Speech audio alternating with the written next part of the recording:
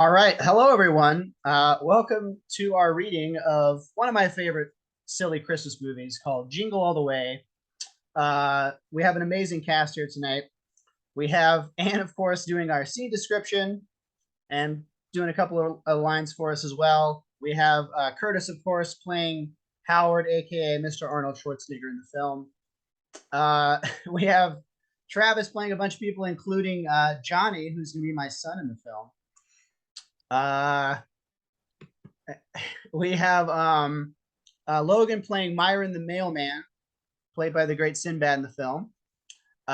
We have Jennifer playing Jamie, aka Anakin Skywalker himself. And yeah, we lost Anne, but we'll get her back. Eric is playing a lot of people, including the cop that Arnold keeps running into. He's playing the mall Santa, played by Jim Belushi in the film. Lots of fun people. Turbo Tom. He's not Turbo Man in this script. He's Turbo Tom, which is weird.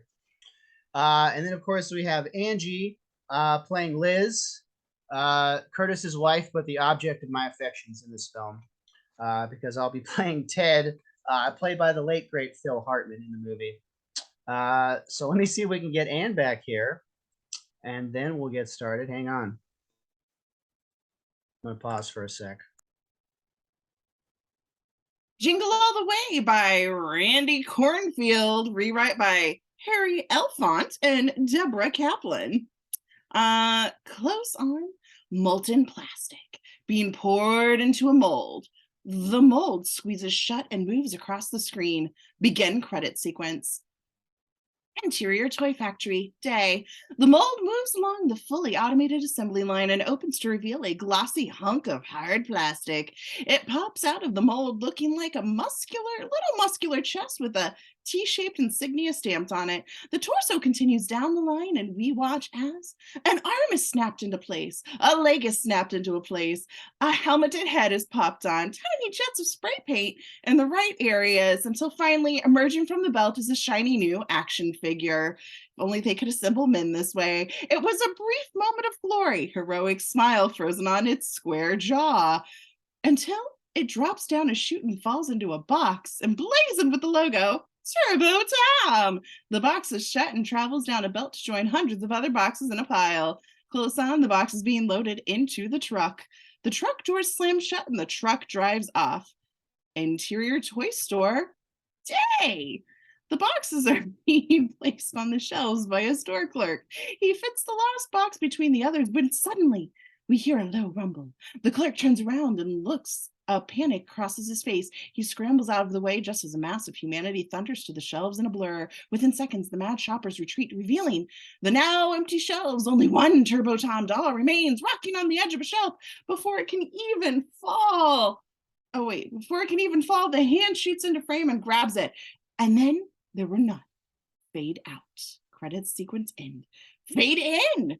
Interior Miracle Mattress Company day. A glass-walled office overlooking the production floor. A small but bustling enterprise. Howard Putnam, in his 30s, sits behind his desk facing a man in a large cowboy hat. Howard, also wearing a cowboy hat, reaches across the desk to shake the man's hand. So, Sam, do we have a deal? Sam hesitates.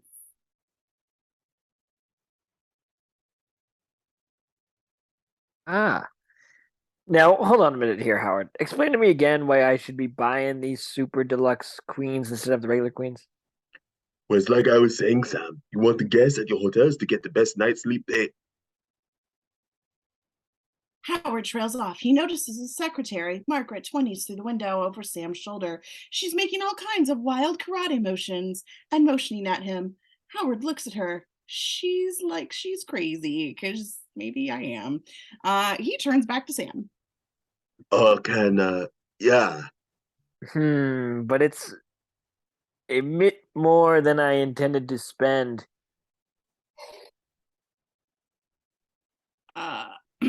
Apologies.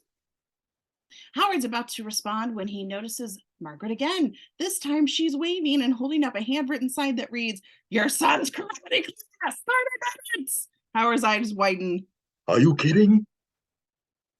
Howard looks at his watch. How'd it get so late? What? Are you calling me cheap? I mean, we did discuss a budget, Putnam. No. You're not cheap. No way. What I am saying here is, He trails off as Margaret holds up another sign. It reads, "Hurry up." I am. You're cheap? Howard looks around.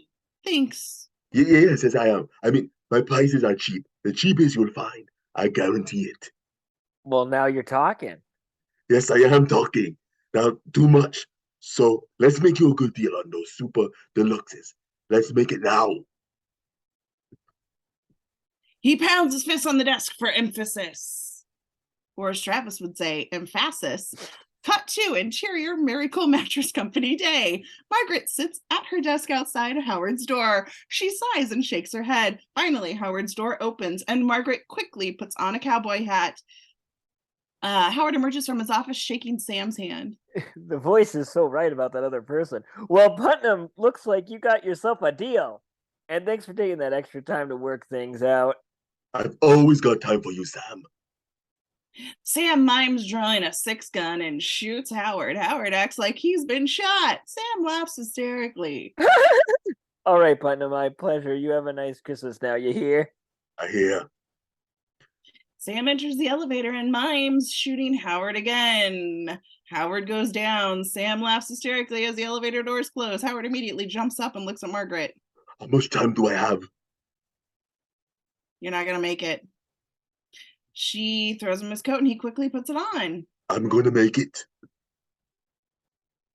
Margaret gestures at her cowboy hat. Can I take this off now? Margaret, you can take the rest of the day off. In fact, Howard grabs a nearby microphone. His voice echoes on the production floor. attention! Everybody, this is Howard. I want you all to take the rest of the day off. In fact, I want you to take tomorrow off too. We are just closed the biggest deal of the year. Merry Christmas! A big cheer erupts from the floor, and my cat. Oh, and you can take the hats off now too. A bigger cheer erupts. Through the window, we see cowboy hats fly into the air from the production floor. Howard races to the elevator. Not gonna make it.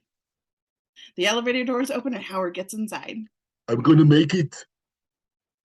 Howard tosses his hat into the office as the elevator doors close. Cut to, we hear the sound of applause. Cut to Interior Karate Academy evening. Mothers, fathers, siblings applaud as the kids are all awarded their belts. The sensei is working his way down the line of kids to Jamie, who gives an expectant look at the crowd. He frowns. We see Liz, 30s, Howard's wife, and Jamie's mom give a big wave and a smile. She yells Jamie's name and cheers louder than anyone, perhaps compensating for the noticeably empty seat next to her. Ted, 30s, 2 seats away, is capturing the ceremony on video. Johnny! Johnny, 7 to 8. Johnny, 7 to 8, right next to Jamie, looks at the waves of the camera. He nudges to Jamie, who manages to force a smile and wave. Then Jamie goes over to the door. But no, Howard. Liz notices and looks at the door as well as she sighs.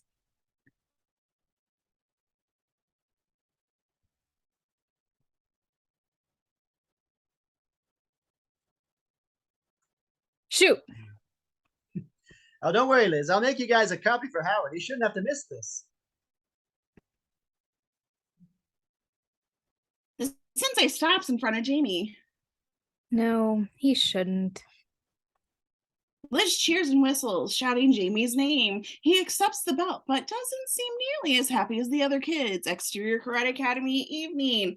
The families are exiting to the parking lot. Jamie and Johnny walk out the doors, followed by Liz and Ted.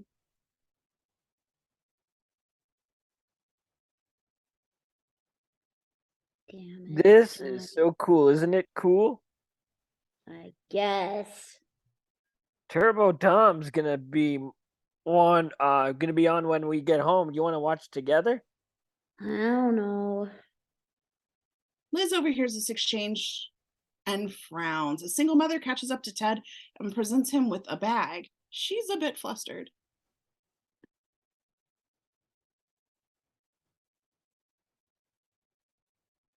Ted, hi. I thought you'd be here. I baked some cookies for you. You know, the thank you for fixing my screen door. Oh, well, thanks, Judy. She smiles and blushes. Ted continues talking to Judy. As Liz catches up to Jamie, she pulls her arm around him. I'm sorry, sweetie. I'm sure Dad did his best to get here on time. Jamie nods sadly. Exterior Howard's car. Same. Howard pulls into the parking lot to see everyone leaving. Damn. He pulls back to a stop and gets out. Spots Jamie and Liz walking over to her car. He hurries over them. Liz, Jamie. They turn to see him. Liz looks less than pleased. Guys, I am so sorry. I left on time, but there was a big tie-up on. Liz holds up her hand, stopping him. You're over an hour late. She shakes her head, disappointed. Howard frowns, stands there helplessly. He looks down at Jamie. Hey, buddy. How you do? Okay. So those hands registered weapons yet? No. Howard sighs. Ted pops his head in. Hey, Howard, Merry Christmas. Sorry you missed it, but I got it all on video for you. Howard barely forces a smile. For some reason, this guy just rubs him the wrong way. Gee, thanks, Ted. Ted nods and smiles genuinely. Jamie and Johnny wander off together as one of their mothers strolls by. Or one of the other mothers strolls by, not their mother. Child in tow, she puts a hand on Ted's arm. A bit too friendly. Oh, Oh my God. Thank God I found you. You know, I was wondering if you'd mind taking a look at my porch light for me. It doesn't seem to want to work. Sure. You know, it may just be the cold. Ooh.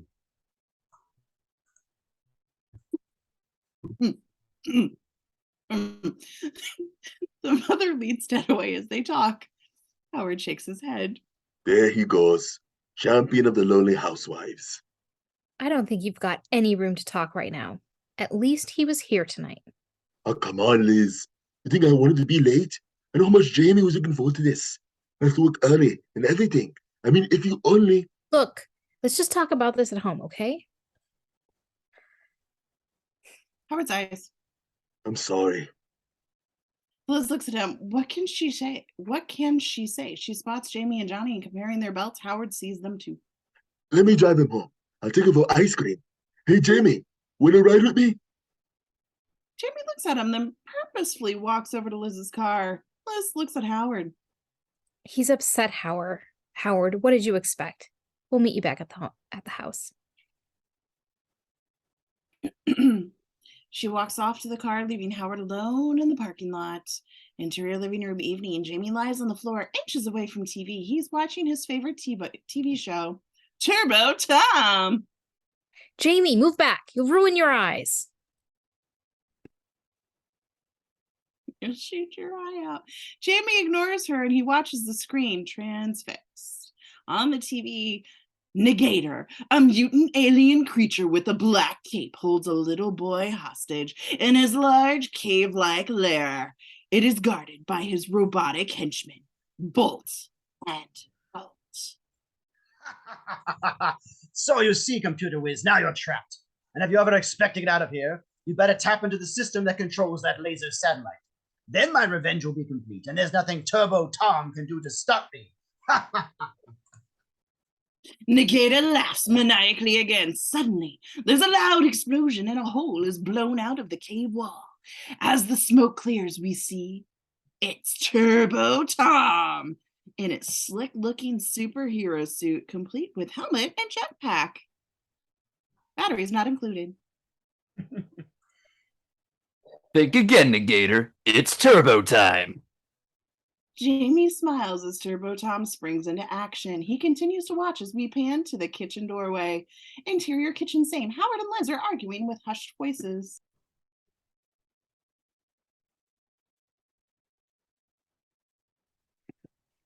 Do you know Jamie waited to be the last one to test tonight just in case you showed up at the last minute? Honestly, Howard, it'd be one thing if he was the first time or like the 100th, but it's all the time. You can't keep disappointing him like this. I mean, how many excuses am I supposed to make for you? It's enough. I don't know what to say. I was closing this deal and God, I'm so sorry. Yeah, well, don't tell me. Tell him.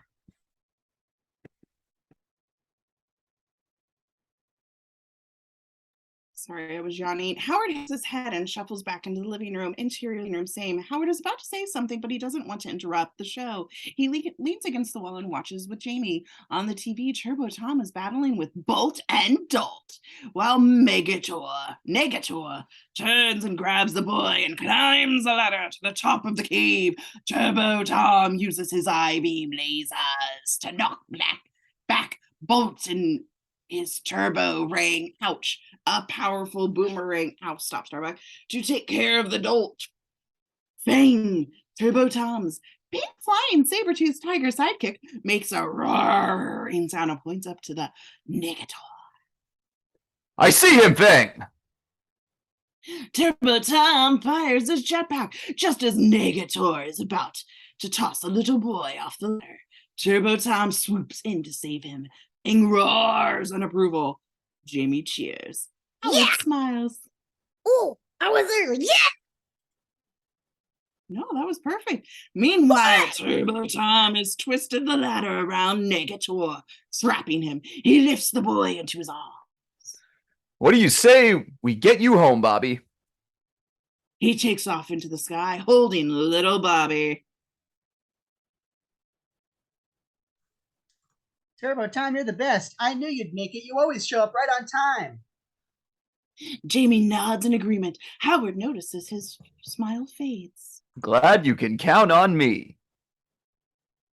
They exchange special Turbo Tom salute and soar even higher into the sky as the closing music plays triumphantly. Jamie mirrors the salute by himself. Howard steps away from the wall and clears his throat. Jamie. Hey, champ. Look, about your class tonight. Jamie just looks up at Howard and then runs up the stairs to his room. Howard calls out after him. Jamie! We hear his bedroom door slam. Howard walks over to the stairs. Howard passes Liz, watching him from the kitchen. She saw Jamie run off too. She shakes her head at Howard, disappointed. I'll talk to him. Interior hallway night. Howard taps on Jamie's door. Jamie, can I come in? No answer. Howard opens the door. Interior Jamie's room, same. Hey, kiddo. Jamie lies on the bed, his back to Howard. Howard enters the room. He sees a purple karate belt hanging on the back of a chair. Whoa, is this it? Picks up the belt and Jamie turns back around and nods. Now this is really cool. How do you... He tries to tie it around his waist. Wait, does it go like this? Jamie doesn't react. Howard ties the belt around his forehead like a samurai warrior. Oh, like this. Howard strikes a kung fu pose, starts making silly karate sounds and movements. Jamie doesn't even smile. Howard pulls the belt off his head and sighs, sits at the foot of Jamie's bed. I did something really stupid today, huh? Jamie shrugs. I don't care. Jamie rolls back over. Jamie, I sure hope that's not true, because I really wanted to be there today. Believe me. Jamie turns around again. But you always say that. And you never come anyway. Purple is important, Dad. It's 1 away from green and that's 3 away from black. I saw you get yellow. But you missed blue. You're right.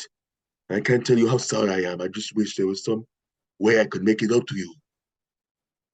Jamie thinks. Well, are you coming to the parade tomorrow? The parade? The Lights Before Christmas parade. We go every year. Well, you didn't go last year or the year before, but I always go. Anyway, Turbo Tom's going to be there, and Johnny and I are planning something really cool. So you could... So I'll go, but I was talking more like something special just for you. Like, I don't know, maybe there's something really neat you wanted for Christmas?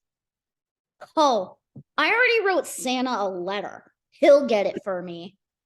Well, you know, Santa can get awfully busy this time of year, and sometimes even ask moms and dads to help out a little. So there's a certain something you really want. Maybe I could get it for you, so Santa can concentrate on, everything else. I don't know. Well, at least he's always on schedule. But anyway, that's not important. And you're probably busier than Santa anyway. I'm not that busy. Hey, don't worry about me. Just tell me what it is. I'll take care of it. All right. I want the Turbo Tom action figure with the arms and the legs that move, and the boomerang shooter, and the I-beams, and the removable jetpack, and accessories sold separately, batteries not included. Oh, glad you had to stop and think about it. Well, Johnny's gonna get one from his dad, and so will everybody else that I know. I mean, whoever doesn't will be a real loser. Well, that definitely won't be you. How do you know? Because something tells me we're going to find a brand new Turbo Tom. Turbo Tom doll under that tree Christmas morning. Really? Really? Ready for bed? I don't know. Could I draw a little? Sure. Howard turns the light on over Jamie's little desk set. Jamie sits down and gets out his crayons. He starts to draw, tongue sticking out of the corner of his mouth in concentration. Howard watches, smiling. What you drawing? A picture of you. Me? Howard looks over Jamie's shoulder. Hey, that does kind of look like me. Except, is my head really that big? No, it's bigger. Well, it is, huh? Well, if you need a bigger piece of paper so you can get it all in, you just let me know, okay? Okay. Howard walks to the door. Love you, Dad. Howard turns around, touched. I love you too, Jamie. Jamie looks back down and continues drawing. Howard watches him for a moment and then leaves. Interior bedroom night. Howard enters. Liz is on the bed, wrapping Christmas presents. I think you'll be okay. Gave me a good left hook to the eye, but I guess I was asking for it. Yeah, you certainly were. I think we need to pause.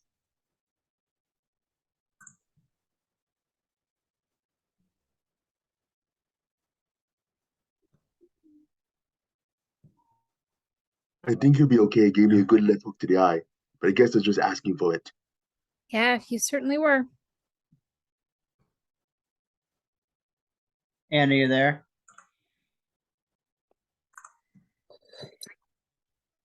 She looks up at Howard and gives him a little smile. Look, I'm sorry about before, but I just want Jamie to feel like he can depend on you, that you'll keep your promises. You know, if you say you're going to be at his karate class, you'll be there with the other dads. Liz enters the closet. We hear a rummaging sound. So, like Ted, Mr. got it all on video. But I guess if I sued my company for chronic migraines due to, what is it? Tone fumes in the copy machine, I could stay home all day too. Fix everything for the neighborhood ladies. Howard. You know who I feel bad for is Johnny. The fact he's got to spend weekends and holidays with the guy. Liz comes out holding another gift to be wrapped. Howard, that's not nice. And you're completely missing the point. I don't want you to be like Ted. I just want you to be more like Howard the father instead of Howard the businessman, okay? She gives him a kiss on the cheek and smiles. I am Howard the father. Liz puts the box down and goes back to the closet. Howard takes off his pants. Whoa, this movie's going downhill. Stands there in his boxers and socks. I mean, you should have seen us there just now. Drawing, talking Turbo Tim. Turbo Tom? Right. There's some real father-son bonding going on in there. Oh, that reminds me. You got the doll, right? The doll. The Turbo Tom doll. I asked you to pick one up 2 weeks ago. Howard smacks his forehead. That was the doll. Oh, Howard. Liz pops her you head out didn't. of the closet, exasperated. Oh, Howard, you didn't. No. I meant that was the doll. The doll I got. That one. Liz smiles, relieved. Whew, great. Is it wrapped? No. Great. I'll go get it and do it now. No, I mean, yes, it is wrapped. They wrapped it for me. The people I bought it from. Howard walks into the bathroom nervous. Okay, I'll go get it. That way we can put it under the tree tonight.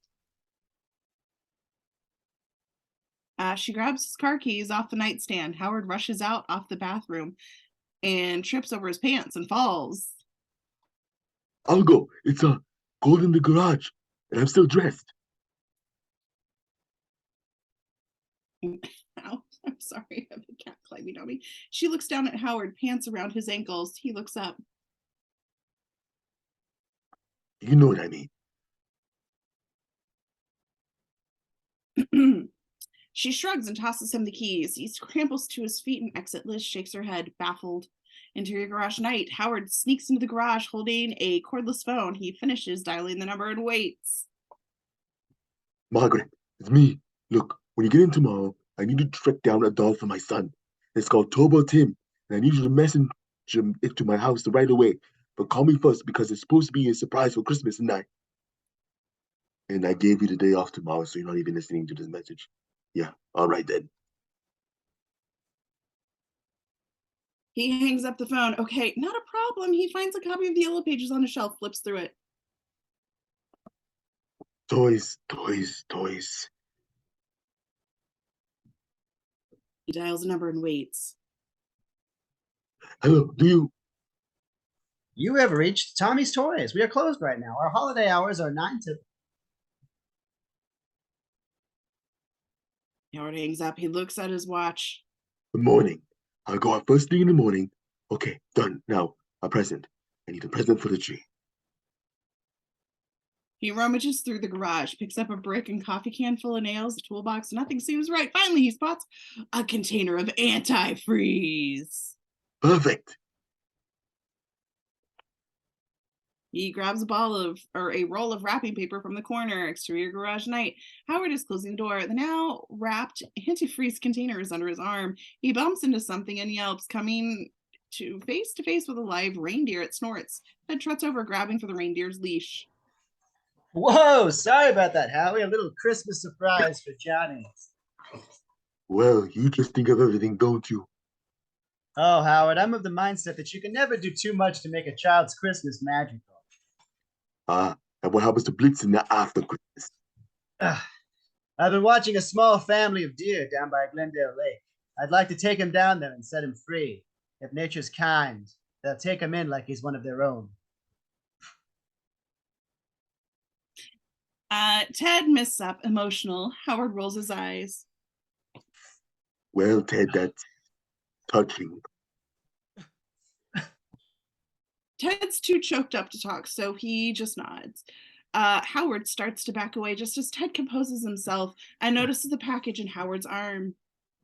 Oh, what are you doing up so late anyway? A last-minute gift? Sort of. Oh, I thought Liz did all the Christmas shopping. Funny, that's what I thought too. The bow pops off. Ted hands it back to Howard. Well, what is it? If you must know, it's one of those turbo toms Jamie wanted so bad. Hey, that's great. I got one for Johnny months ago. It's nestled safely under our tree. Well, I'm off to nestle this one under ours. The box sloshes audibly. Howard grips it tightly to his chest, then taps his belly. Oh boy, indigestion. Chili for lunch. He belches. The reindeer makes a similar noise and licks Howard. This gets dirtier Hey, and how dirtier. about that? Must be some kind of mating call. I think he likes you. Wonderful. Be sure to give him my number. Look, Ted, I gotta go. I understand. Merry Christmas Eve. And Happy New Year, New Year. Ah, yes. Sorry. Ted laughs and yanks the reindeer away. Howard shakes his head and enters the house. Interior living room night. Howard carefully places the package under the tree. As he tiptoes upstairs, we see a bow pop off again. Interior Howard and Liz's bedroom. Morning. Howard lies in bed alone. His eyes shoot open. He looks at the clock. It's 5 to 9. He looks out the window. There's snow on the ground. Interior living room. Morning. Howard comes rushing down the stairs, getting dressed along the way. Liz, Why'd you let me oversleep? He peeks into the kitchen. No one's in there. He heads back through the living room to the front hallway. I got a lot of important things to do today. Crucial business. He notices the front door is open and there's a large ladder propped up against the front of the house. What the? He steps outside to see Ted stringing lights on the front of the house.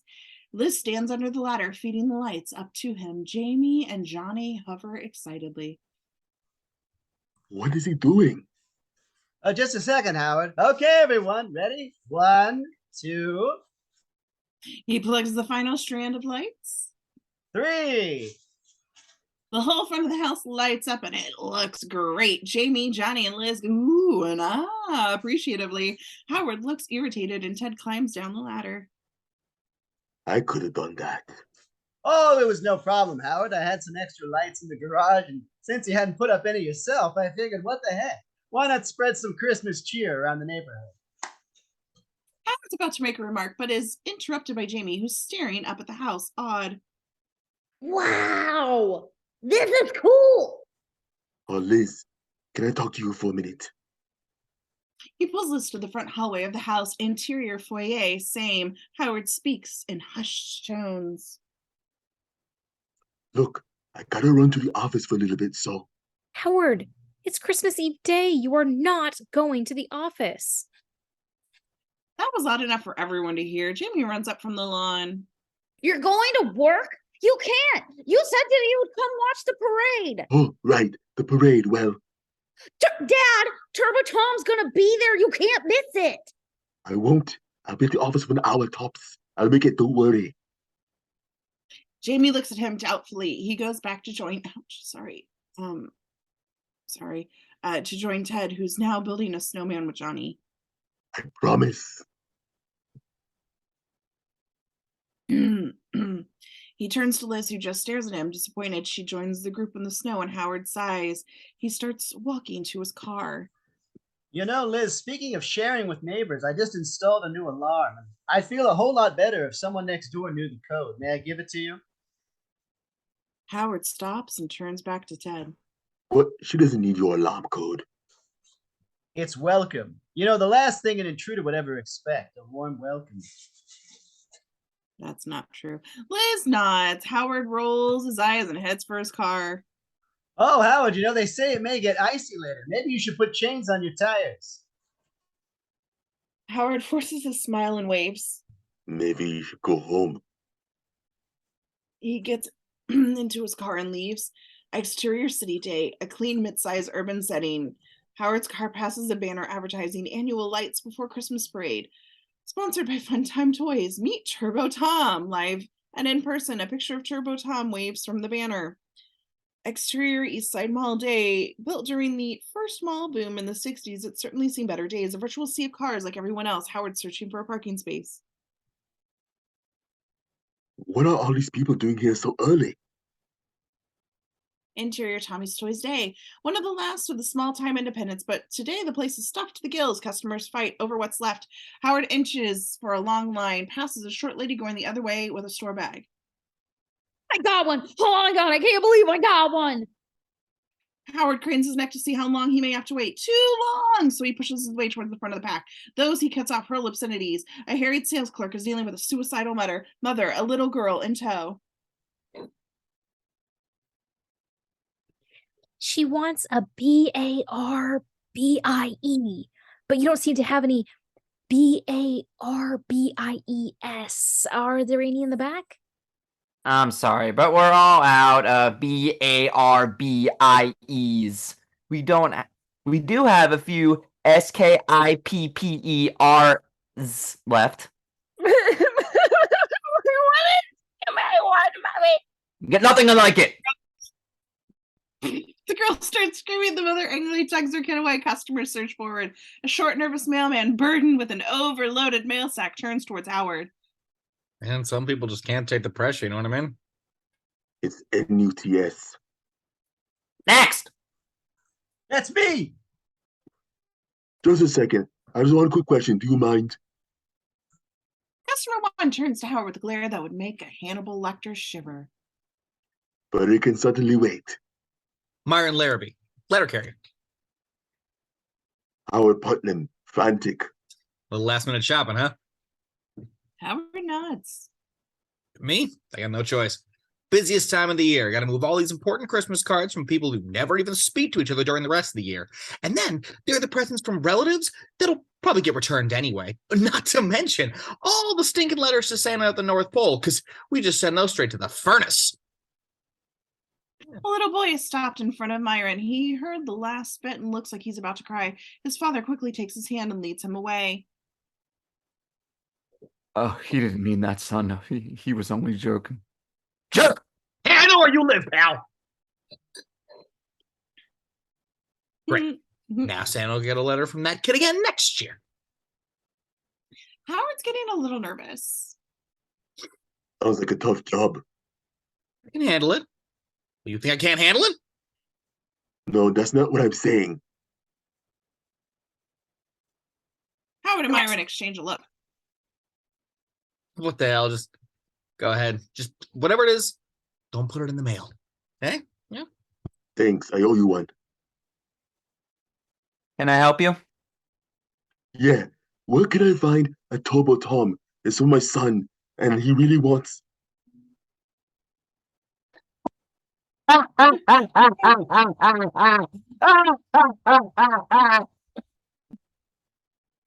Turbo Tom!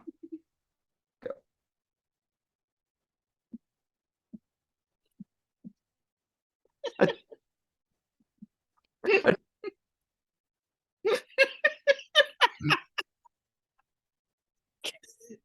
can do it. You can do it. A Turbo Tom! He's looking for a Turbo Tom! He's looking for a Turbo Tom.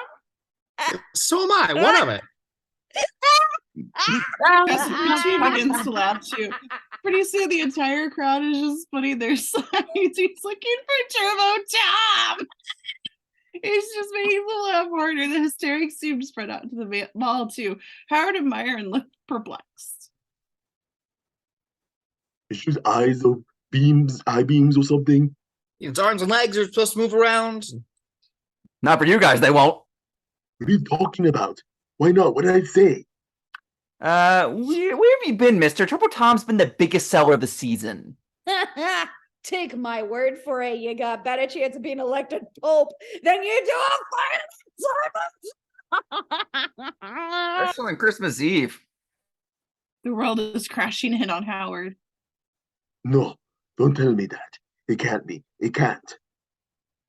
Myron is doing his best to contain his own panic. But we've got plenty of Turbo Tom's faithful pet saber, tooth tiger, Fang. Howard and Myron take a look at the pile of repulsively cute stuffed fangs. Yuck.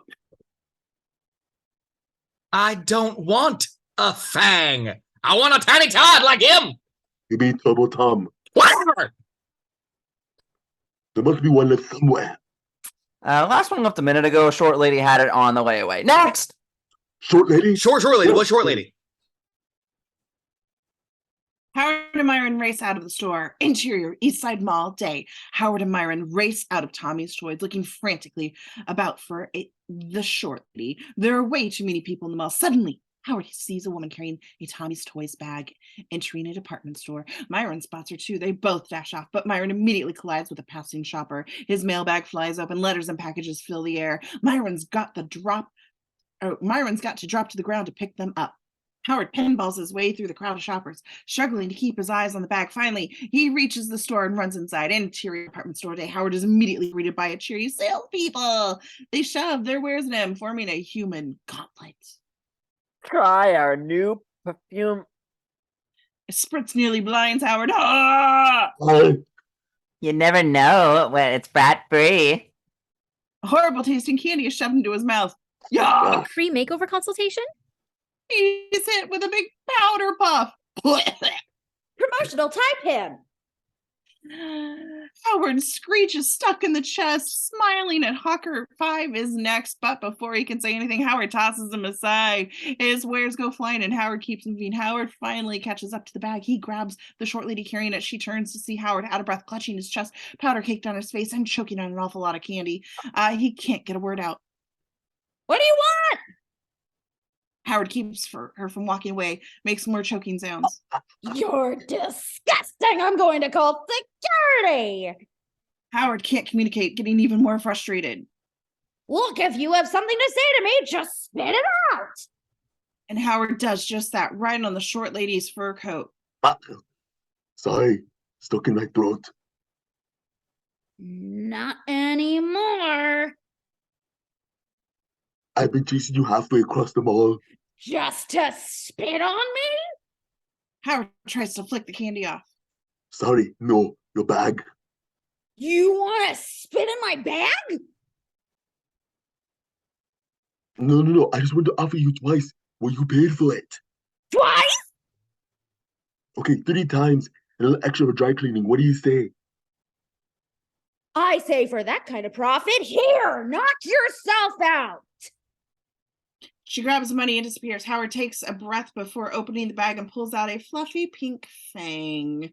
He growls with disappointment. Interior kitchen day. Liz is baking a batch of Christmas cookies. Cookies are everywhere, and she's covered in flour and food coloring. Ted enters through the kitchen door, brushing off his hands.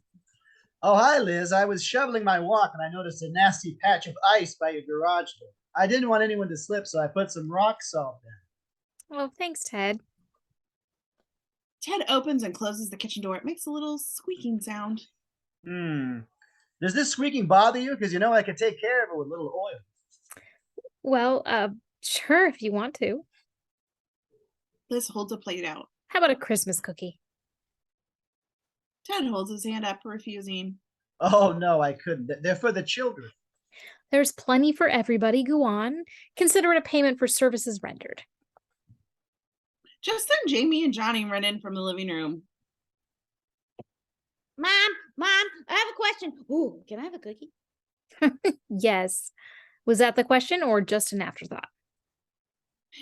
Jamie and Johnny help themselves to cookies. Ooh, afterthought. Swallow, please. Sorry. Me and Johnny want to go to the parade alone. You mean alone, like without us? No. Why not? Johnny, cheeks full of cookies, mumbles an unintelligible protest as well. Because it's going to be crowded and we should all go as a group. Shut up, Johnny. Oh, Mom, come on. We go over here. And this always happens. You're going to want to leave so later. We have to leave early this time so we could just get seated up front near Turbo Tom. You don't just think that we're grown up enough to go alone. But I swear, we are. I swear. Right, Johnny? Mm-hmm. Thank you. Johnny's dying. Cookie chunks fall from his mouth. Johnny, not with your mouth full. Sorry, Liz. Liz kneels down on the front of the kids. I'll tell you what. How about we make a deal? We let you leave early on your bikes in light-colored clothing with hats. The boys make a face at one another. Hats. Ick. And we all decide ahead of time on a meeting place. That's where you'll go and stay until we get there. Deal? We gotta stay in one place the whole time? We can't. Ted looks at Johnny pointedly. Hey, remember when we talked about compromising? How sometimes it feels better to make everyone happy? Johnny nods. Liz looks at Jamie. I think it's a pretty good offer. The kids look at each other, considering. So, what do you say? Deal? All right. Deal. Okay. Thank you. They run outside. Liz sighs. Oh, what a day. She looks around at the cookie mess, then at her watch. Oh, and I still got to make lunch. You know, Liz, it seems like you could use a little you time. Go up, take a shower, relax. I'll clean up in here and fix some sandwiches for the boys. Liz laughs, amused. Ted? No, really, it's no problem. It's a season for giving. Liz shakes her head in disbelief. All right, if you say so. She heads upstairs. In exterior East Side Mall day, in a phone booth, Howard rifles through the dictionary and dials. Yes. Can you tell me if you have any Turbo Toms left?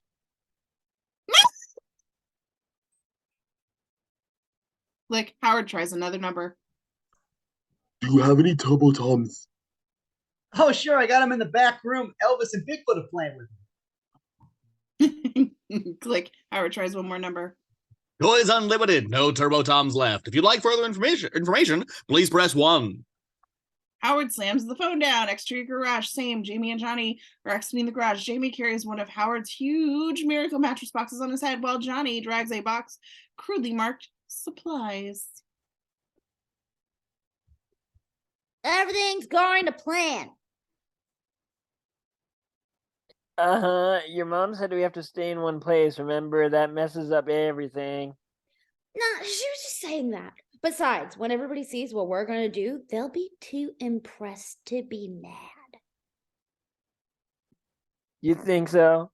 Totally! I mean, how many other kids are smart enough to figure out a way to actually meet Turbo Tom? Johnny nods. This is gonna be cool. The boys drag their stuff to the back shed and close the door behind them. Interior kitchen day. Ted's wearing a kiss the cook apron. Of course he is. The whole kitchen is cleaned and organized. Lunches containing all 4 food groups are set out for the boys. Ugh. Actually, that's kind of awesome. This is very dated. Ted pours himself a cup of coffee as the phone rings. Once, twice. No one picks up. So he does. Merry Christmas, Putnam residents. Intercut with Howard. Ted? Howard, hey, buddy. How's work going? Fine. Let me talk to Liz.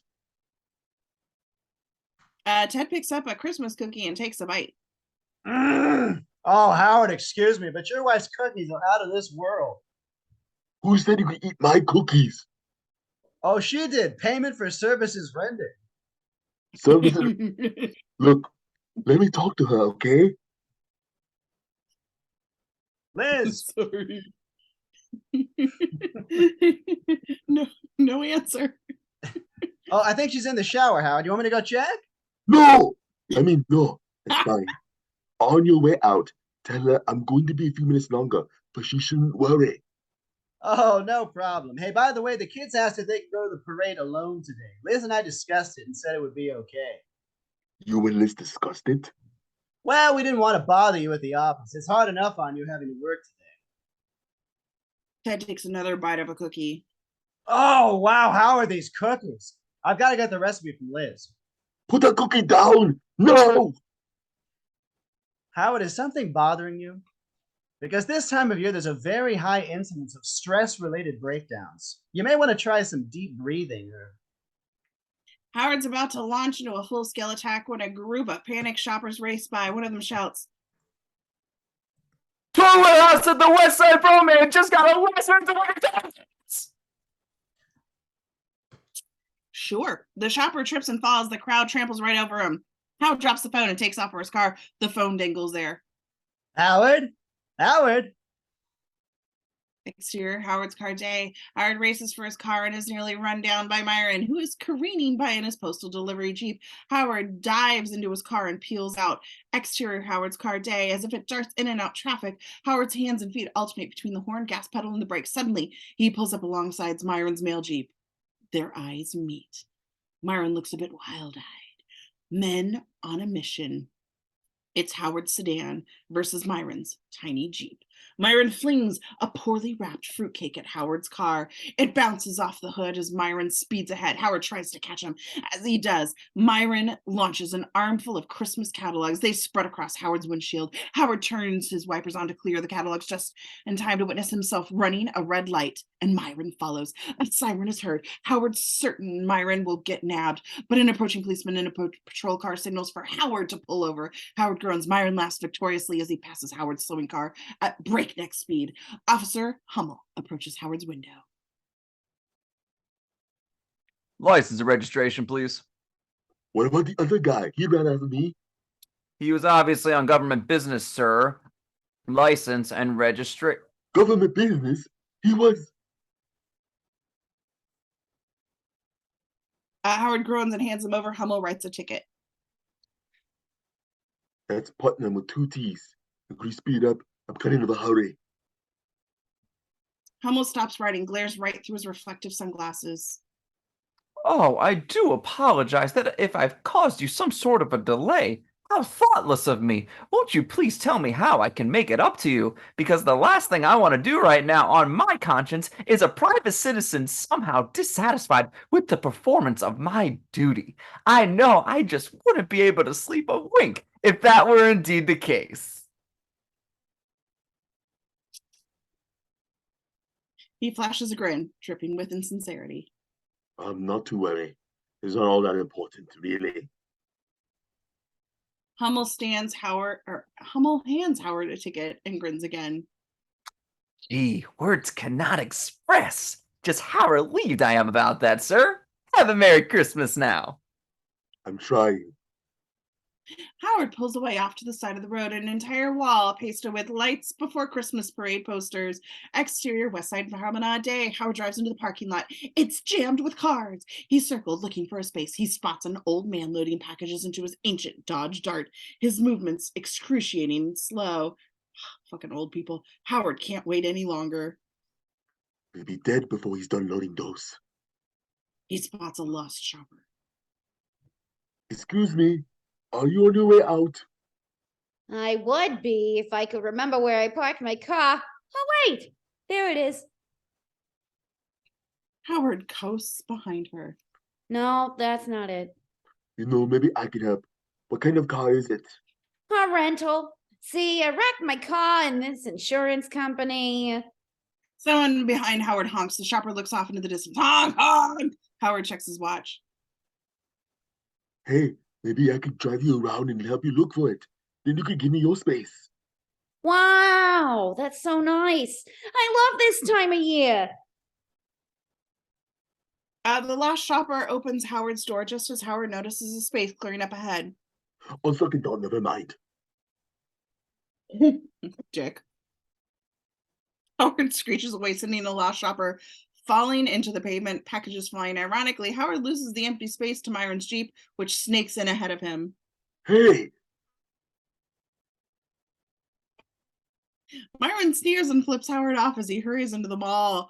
Howard backs the car over to the lost shopper. Still up for that ride? She looks up at Howard, furious. Then, without warning, she winds up and kicks a huge dent in Howard's car. Hey! What's the problem? She grabs Howard's neck through the car window. What are you, crazy? Help! Someone help! I'm being mauled by a crazy person! He hits the gas, propelling the car forward until the shopper releases him and face plants on the asphalt. She glances up. Oh, there's my car.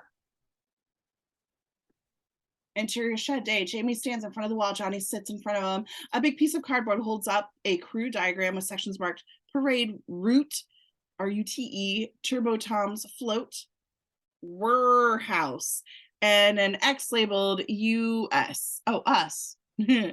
A larger sheet covers the kids' grand project, which sits in the corner. Jamie points out the plan. And then we move to point B, where we unveil the secret weapon, preparing for its eventual rendezvous with the float at point C. Jamie stops, holding the pointer with both hands, serious. You realize, of course, only one of us is going to be able to make the jump to Turbo Tom's float. I was aware of that possibility. Stop trying to make an accent They happen. stare at Travis. each other. A showdown.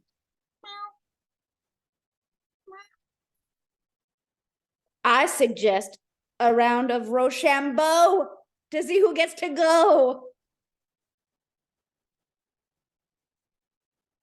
Johnny nods. He knows it's the only play, but they both concentrate, wind up, and throw.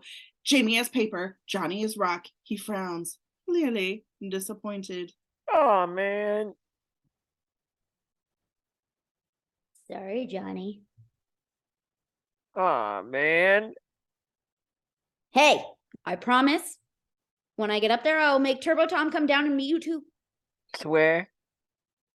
Mm-hmm. Jamie nods and offers his hand as they do the secret Turbo Tom salute to bond the deal. Interior West Side Promenade Day, the antithesis of the last mall. Brand new, ultra modern, and even busier. As time runs out, shoppers are getting more anxious to buy their last minute gifts.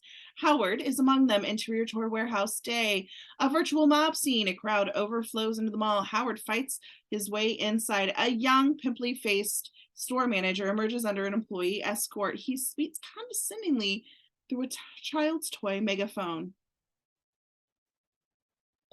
Listen up, people. I'm only going to say this once. The crowd hushes reverently.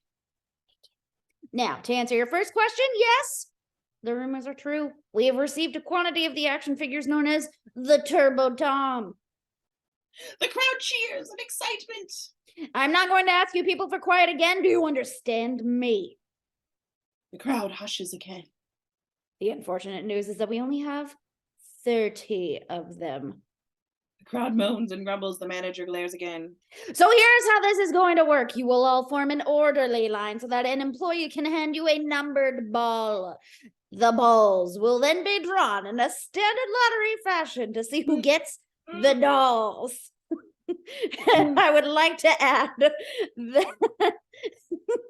sorry. I would like to add that if you're not one of the lucky few who draw the right balls, then we do have plenty of Turbo Tom's faithful pet, Tiger Fang, in stock. Boos from the crowd. Oh, and by the way, the new list price for each figurine just doubled. More boos. That's illegal. Crowd has formed a line and the teenage employees begin handing out the numbered ping pong balls. Howard, meanwhile, walks up to the store manager and smiles confidently. Hi, Howard Putnam. Nice to meet you. What? Howard tries to tilt the megaphone down to begin a discreet conversation. Look, I run a very profitable business in town, and I was just thinking that if you could perhaps set aside $1 for me, we might be able to work out some kind of compensation. Sir, are you trying to bribe me? The crowd boos. Boo, boo. Howard turns and they start booing him. Get to the back of the line. People try to swing at Howard as he walks to the back of the line. The crowd's getting ugly. The teenage employees start to panic. Finally, the crowd starts to surround them. The employees throw the remaining balls into the air and run for their lives. Chaos erupts as the balls bounce. It's a free-for-all. Howard drops to the ground with the rest of the shoppers, madly looking for a stray ball. He's bumped and kicked and bitten and stepped on until he finally spots one rolling toward the entrance. He dives for it and smacks his head with Myron. Of all people, Myron tries to grab the ball out of Howard's hand. You again. It's mine. Besides, you said you owe me one. It was just a big ass speech. Bet you're the kind of guy who sends letters postage due. People actually use the mail. Myron yanks the ball away from Howard, grins victoriously. Howard's furious. A loss. He points at Myron and yells, Hey, he took 2. Suddenly, an angry horde of shoppers pile on Myron, completely burying him. The ball rolls out of the pile into the mall and under a vendor cart. Another mob of shoppers upturn the cart to get to it. Howard spots another ball trickling out of the store. He sneaks away from the crowd and chases after the ball. He's almost got it when it rolls right off the walkway down the lower level of the mall. Howard watches it bounce off of the piano player's head and roll across the floor. Howard leaps into the glass elevator and pounds down the down button, loads the other shoppers in, pressing hard face up against the glass. He tries to follow the ball. It's kicked along the floor by dozens of shoppers as the elevator descends. Ding! Everybody piles out of the elevator as Howard dashes after the ball. He gets close enough to see the toddler pick it up and wander into the playroom containing hundreds of plastic-colored balls. Howard follows the kid inside, stumbling through he's knee-high in balls. He's not expecting to slide the other end. He slides down and finally grabs the toddler at the bottom. Come on, sweetie. Let me have the itty-bitty ball. Pretty please, with sugar on top. This has got to be illegal somehow. There's too many balls in play in a kid's playground. The kid sticks the ball in his mouth and starts sucking. No, you want something to eat? I'll buy you anything in the mall. Just hand over the... Howard tries to pry the kid's slobbery mouth open when whoop, he's hit right in the head with the purse. Get away from my kid, you sicko! She continues to hit Howard until he lets go. She carries the toddler away, but not before another angry mothers join in pummeling Howard with their bags, yelling, "Pervert, sicko, creep!" etc. Howard tries in vain to crawl away and lifts his woozy head to see the toddler finally drop the ball as a mad group of shoppers spill out of the elevator to scoop it up. Howard collapses in a heap and starts banging his head against the floor in frustration. He stops as he hears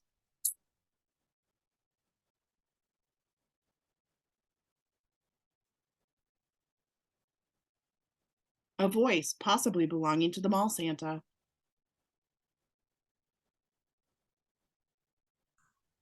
Or maybe not. Hey, you wanna?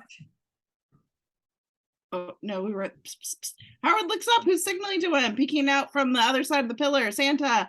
Oh, well, actually, Mall Santa and his dwarf elf sidekick, Tony. You look a bit ratty. Hey, you wanna? His fake beard falls off and he hurriedly attempts to put it back on, but it won't stick. He's got to hold it as he speaks. You want a Turbo Tom for Christmas? Howard looks at the ratty Santa in disgust. Forget it, buddy. I'm not sitting on your lap, okay? Hey, Chief, I ain't no pervert, just a reputable businessman looking to give you a leg up of that stinking pit you call life. But with your attitude, I don't think I want to give you access to this. The elf thrusts out a Polaroid. It's the Santa holding up a Turbo Tom in one hand and the day's newspaper in the other. That was taken this morning. Forget it, Tony. This guy doesn't want our help. Let's go. They start to walk away. Howard chases after them. Oh, no. Now, hold on there just a minute.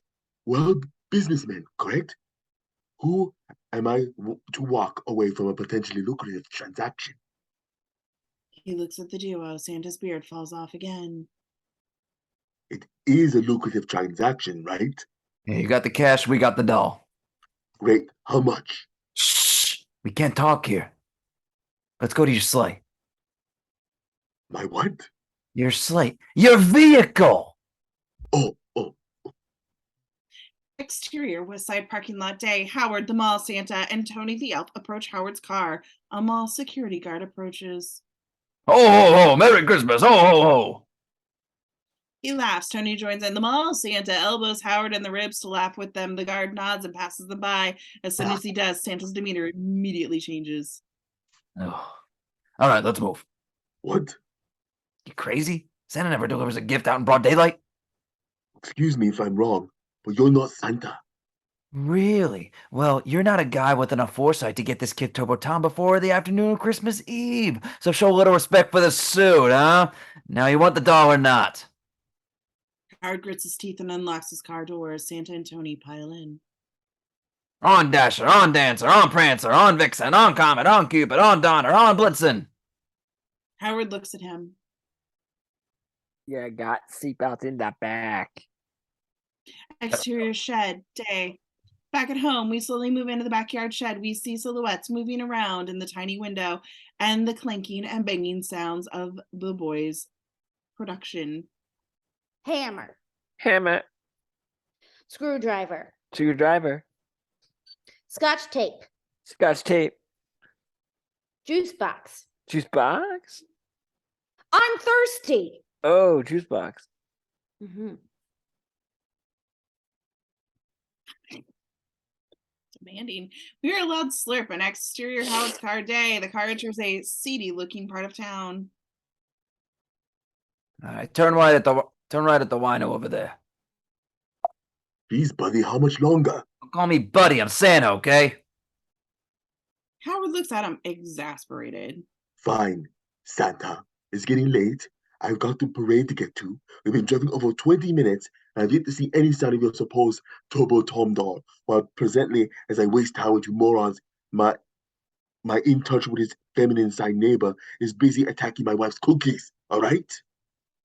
Hey, spare me the details of your twisted sex life, okay? Howard groans.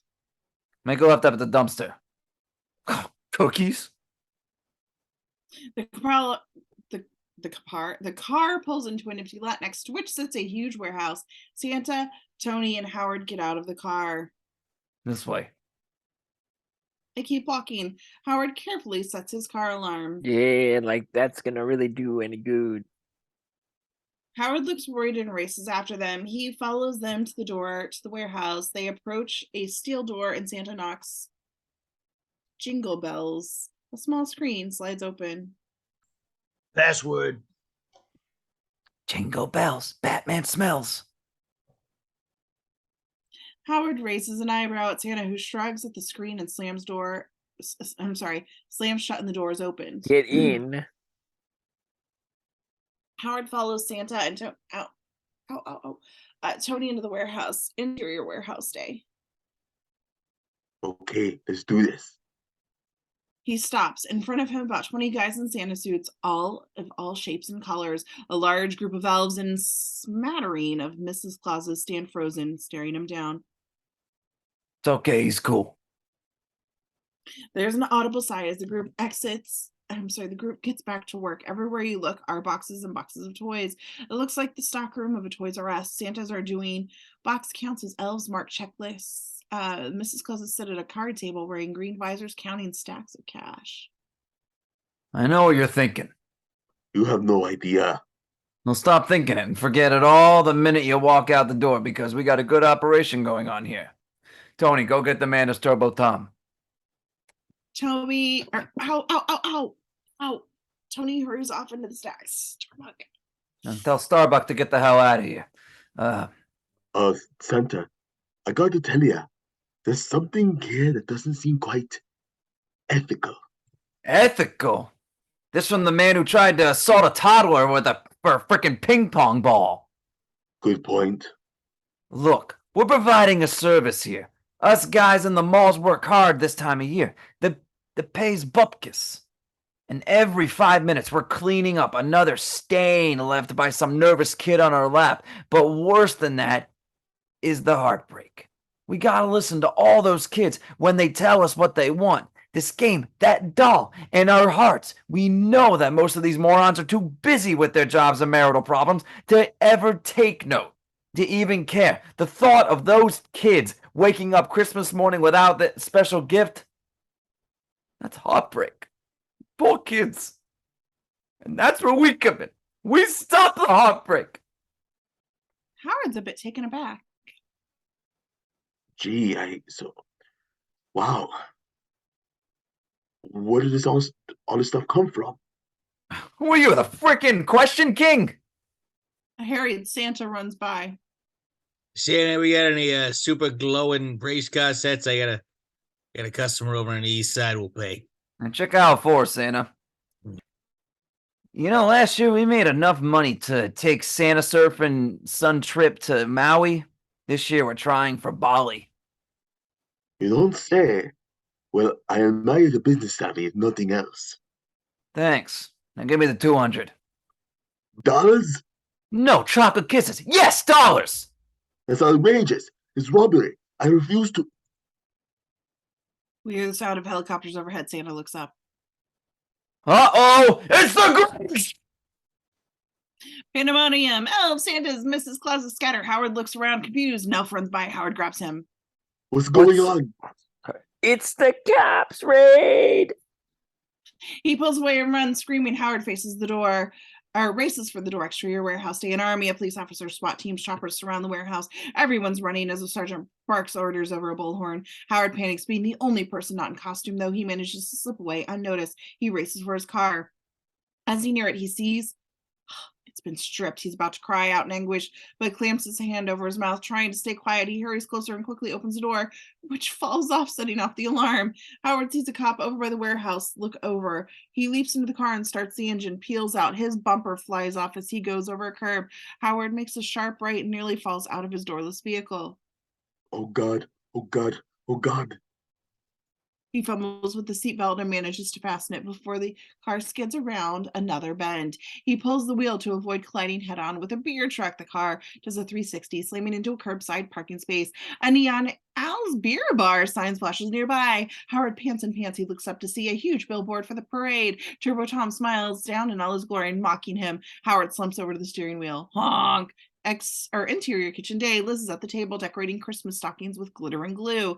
Ted's in there as well, oiling the squeaky door. He swings it back and forth. Quiet as a mouse. Liz nods, engrossed in her work. Hey, Liz, I'm going to be bringing some old clothing down to the local shelter tomorrow. Spread a little Christmas warmth. Is there anything you may want to donate? Ted, that's really thoughtful of you. He shrugs. Well, I've got a ton of stuff upstairs. I'll throw a bag together for. She trails off, noticing Jamie and Johnny trying to sneak out carrying more supplies. A green tablecloth, a makeup mirror, and a rope, and Liz stops them. Hey, you two. What's with all this sneaking around? We're not sneaking around. Johnny quickly hides the rope behind his back. Nuh-uh, not at all. Liz takes the rope from Johnny. She looks at the two of them. So what exactly are you guys working on back there? Johnny flashes a panic to Jamie. It's a project. It's a secret project. Yeah, for school. For school. But you're on Christmas vacation. Oh, yeah. And that is what's so secret about it. We can't tell anybody about it because we're not in school, but it's for school. So, and we didn't think you'd mind because it's for extra credit and stuff like that. Johnny looks at him. Good save. Liz doesn't buy it for a second. Nice try. You boys had better not be doing anything dangerous. Just then, Ted steps in from the kitchen. You know, gentlemen, I know how important it is to say my name right, and for everyone to respect each other's privacy. So I'm not going to ask you to tell me what it is you're doing out there. I only hope that you're being careful, and if there's anything you can't handle, that you'll come in and ask for help before you try it yourselves. Burn. The boy's not grateful.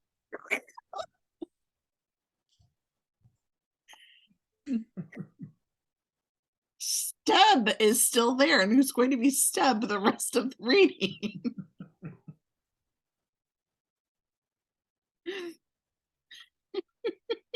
Yeah, we promise. Okay, then. Why don't you two get back to work? They smile at Steb and run off to the garage. Liz is somewhat impressed. Steb stands and faces her. You know, sometimes I have to remind myself how capable they are of doing things on their own. God, they grow up so fast. He messed up again. Sheesh. Liz looks uneasy. She carefully pats him on the shoulder. Poor Steb. It's okay, Ted. They're only 8. She walks back into the kitchen, and Steb looks at the spot on her shoulder where Liz touched him. He gently places his hand there, looks at Liz with a different sort of interest. Uh-oh. He peers into the kitchen, and his eyes follow Liz as she reaches up to get something off a shelf. A sexy shelf. He steps forward. Liz, do you need any help with that? Before he can get any closer, the phone rings. Would you mind? Sure. Sure. Stead goes back into the living room to pick up the phone. Putnam residence. Interior Al's Beer Bar Day. Howard is on the payphone in the back of an empty dive bar. Ted, are you still there? Intercut with, I guess we'll call him Ted again, who turns away from the kitchen and covers the receiver. Oh, Howard, it's you. Are you still working? What? Look, Ted, I need to speak to Liz. Behind Howard, we see dozens of leather-clad, beer-drinking bikers pour into the bar. They look pretty rowdy. Ted starts edging away from the kitchen with the phone. Oh, well, I don't know if she can come to the phone right now. Maybe I could give her a message. Yeah. Ted, just let me talk to my wife. Suddenly, the bikers start blasting deafening heavy metal. They shout and smash bottles into their approval. Howard, what was that? Are you still at work? Howard shouts over the music. Of course, that was just the workman. Had to remodel my office. Ted backs up all the way to the Christmas tree. Remodeling on Christmas? You know, this is really none of your business. Oh, Ted steps on Howard's wrapped antifreeze, ripping the paper. Oh, no, Howard, I'm so sorry. That present you wrapped for Jamie, Don't touch that. A pair of roughhousing bikers crash into Howard. But Just leave it alone. Ted peers down at the ripped paper. The antifreeze label is clearly visible and Ted looks confused. Howard ducks as a bottle whizzes overhead and smashes against the wall. Look, just tell Liz not to worry. I'll be home soon. Howard hangs up the phone and ducks again as another bottle flies by. Back at the house, Ted quietly hangs up the phone just as Liz enters. Wait, was that Howard? why? Ted. Oh, well, he couldn't really talk. He was very busy. Liz grabs the phone. Calling him back. Can't believe he didn't want to talk to me. Ted waits as Liz dials. Hello, you have reached the Miracle Mattress Corporation. We are currently closed for the holiday season. Please try us again during our regular hours. Liz looks annoyed. She hangs up. He is really treading on thin ice today. Suddenly, she looks up at Ted's face, studying him. He swallows. Could it be? Liz? She reaches up and vigorously rubs at his cheek with a dish towel. You've got a big smudge of oil. There. Job well done. As she walks back into the kitchen, Ted stands there dazed, carefully touching Liz's spot on his cheek. He swoons. Exterior, Al's Beer Bar day. A frustrated Howard steps out just as a roaring motorcycle careens by, nearly flattening his toes. He looks at the street. An ocean of motorcycles are parked several deep along the entire block. Some bikers hang out outside, revving their engines. A Salvation Army bell ringer stands beside a pot, ignored. Howard suddenly notices that each bike has a new toy strapped to its handlebars. And sure enough, one of the choppers has a gleaming Turbo Tom perched on it like a figurehead. Howard grins and he glances about, thinks, makes a decision, attempting to remain cool. Howard roams around the bike, covering himself by dropping some change in the Salvation Army pot. Bless you, son. Howard reaches for the toy just as a drunk biker bumps into him. Howard quickly retracts his hand, and when the coast is clear, Howard grabs for it again, but it won't come off. When one hand doesn't do it, he tries both. Sorry, I'm thinking my mind's in the gutter. Before long, he's dropped all pretense and is tugging as hard as he can.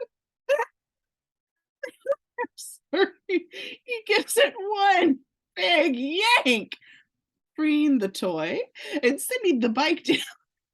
Falling, and the bike hits the chopper next to it on the way, causing several others to follow suit. A noisy domino effect. Suddenly all eyes are on Howard, including a monstrous biker dude, rendered speechless by Howard's audacity. I saw the guy. Did you see him? The nerve. He took off down that way. The coward. Nobody's buying it. That way. Over there. Biker dude growls and his face is turning beet red, and Howard realizes he's been gesturing with the Turbo Tom doll. A sheepish laugh, and then Howard bolts down the street.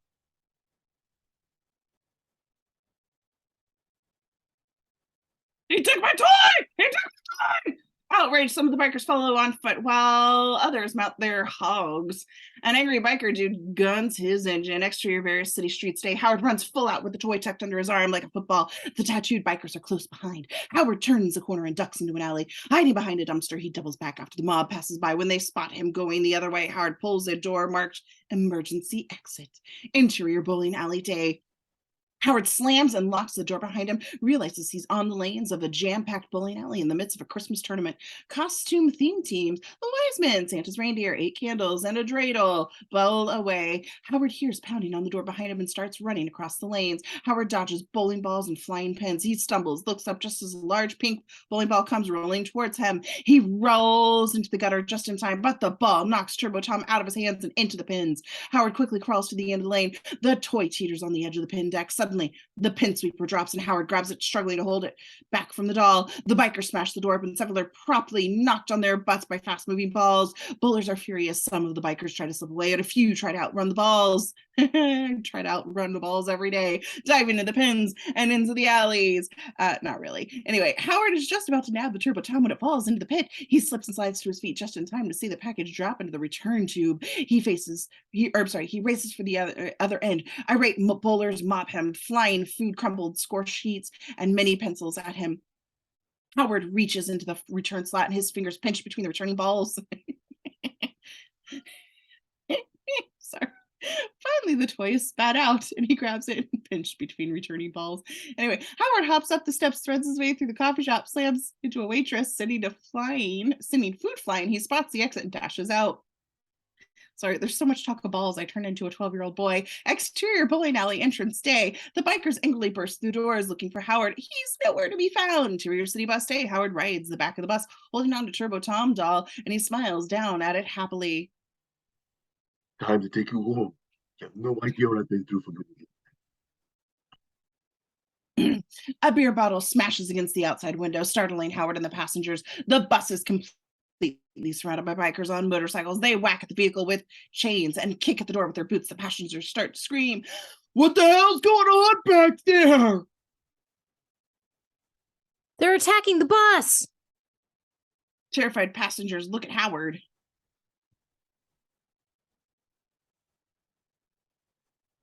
What do they want? The biker dude revs up alongside. That guy, he took my Turbo Tom Every year we give toys to sick children. for charity, and he stole my doll. Doll? What doll? Howard looks around, feigning concern. I saw a guy vote with a dog. Smash! The bikers pound on the bus some more. Oh! Who's got the ball? Who's got the doll? Who's got the doll?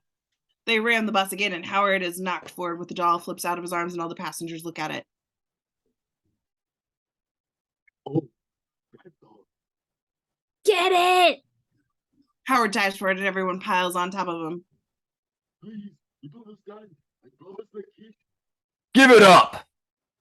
Smash! A beer bottle shatters against the driver's side view mirror. For God's sake, someone give him the doll! The passenger wrestles the doll away from Howard and opens up a window up front, and the other passengers hold Howard back. Oh, come on. Why are you so Christmas spirit? The passenger sneers and tosses the doll out the window into the air. Outside, the biker dude reaches for the doll, flying.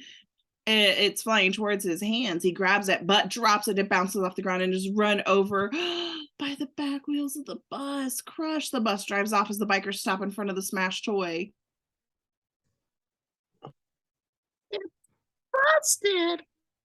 He cradles the smashed toy sadly. Another biker shakes his fist at the bus. We'll get you, toy thief. The rest of the bikers pump their fists and roar in agreement. Exterior street corner afternoon. The heavily dented city bus pulls to a stop. Its front fender drops off. The door hisses open and falls off its hinges. And a disheveled Howard is unceremoniously tossed out on his patootie. The bus spews back. Black exhaust is in his face as it pulls away. Rattling. Interior Liz and Howard's bedroom day. Liz puts away laundry. Jamie runs in and Johnny close behind. Mom, is he home yet?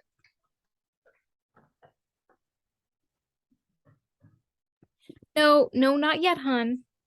Are you serious? We're leaving soon. Johnny shakes his head, commiserating. I know, but he'll be back in time to say goodbye. And if he gets held up, which he won't. She starts quickly putting clothes away, but it's too late.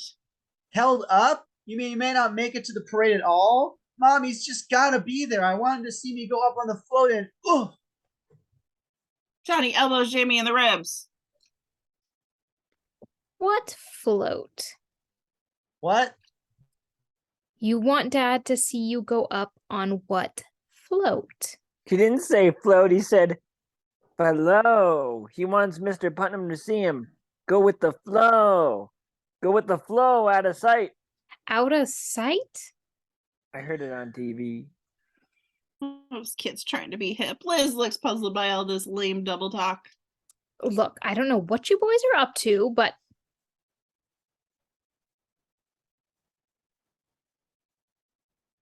Mom, we're not doing anything. Now, is Dad coming home or not? Liz looks at Jamie's anxious face. yes, definitely. In fact, he called just a little while ago. He should be here any minute. Jamie nods and runs out. Johnny follows. Liz stands there, but she's hoping Liz stands there hoping she's right. Liz, these are just great. She turns. We realize Ted is inside Liz's closet. Ted's in the closet. He comes out holding an armful of her clothes. Yes, you're really being far too generous. He dumps clothes on the bed and begins folding them. Well, Ted, I finally had to admit to myself the flash dance look just isn't going to come back in style. She holds up one of those awful cut neck sweatshirts. Look, Liz, I about before. When Howard called, I should have come to get you right away. I don't know what I was thinking. It's not your fault. If he's too busy to wait 5 seconds to even talk to me. Anyway, don't worry about it. She goes back into the closet for more clothes. Ted sorts through the pile on the bed. He spots a fuzzy pink sweater and picks it up, looks over at Liz, he's sorting through her shoes. Now that's a special fetish. In the closet, he sniffs the sweater longingly. Oh God, George sighs, and Liz exits the closet.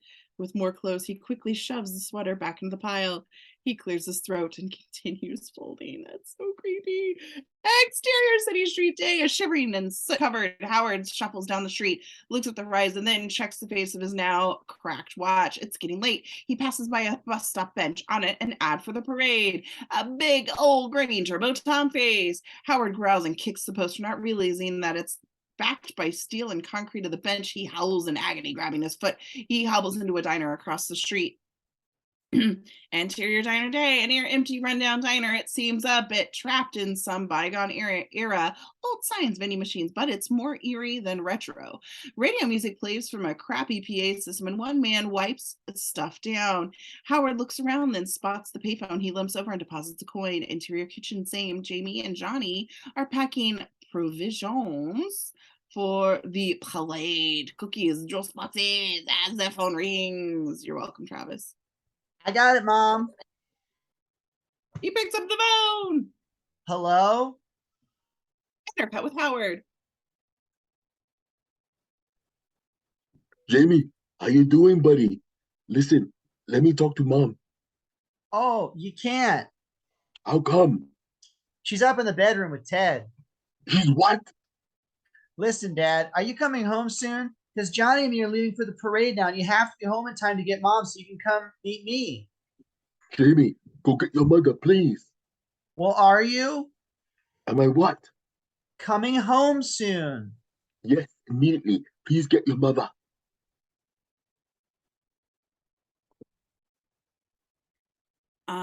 Johnny, eating a cookie, speaks up.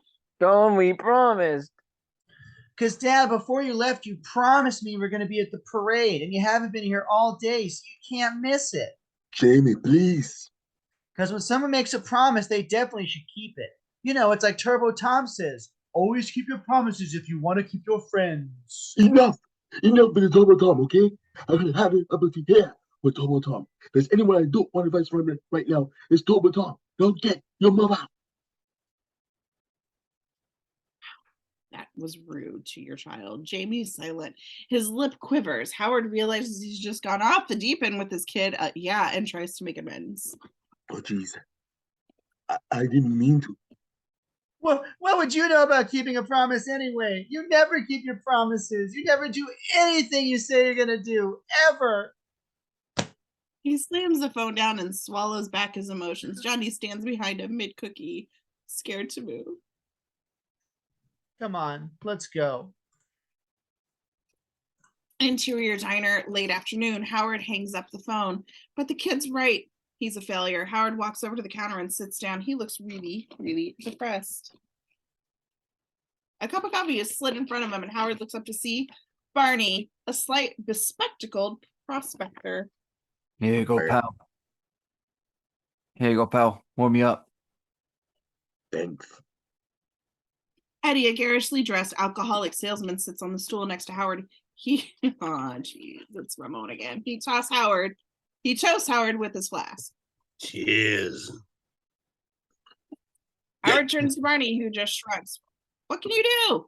Howard drinks. A rough day. Like you wouldn't believe. It's the damn holidays, you ask me. Generally speaking, they suck.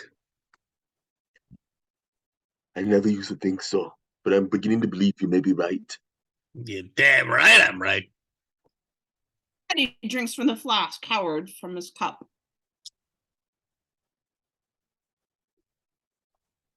So, I couldn't find the kid at all. Does that make me a bad father? No, yelling at him for no good reason.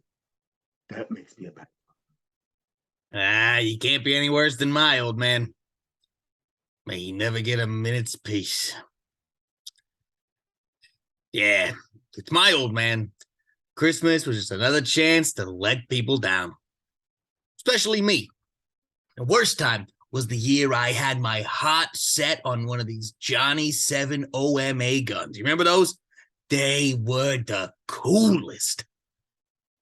Howard and Barney shake their heads. OMA, the one-man army. It was the commercial that got me. Best friends playing in the backyard. Johnny to Peter, enemy sighted. Roger, open fire, Johnny. And then Johnny would whip out his Johnny 7 OMA 7 gun in one. Count them. 1, it's a grenade launcher. 2, it's an anti-armor gun. 3, it's an anti-tank gun. 4, it's a rifle. 5, it's a Tommy gun. 6, it's an anti-aircraft gun. And 7, it was a cap-firing pistol. Man, that looked like a blast. Anyway, if anything, the old man sure was consistent. Never got a Johnny 7 OMA. But you know, Henry Starger of Starger Industries, my old neighbor, he got one.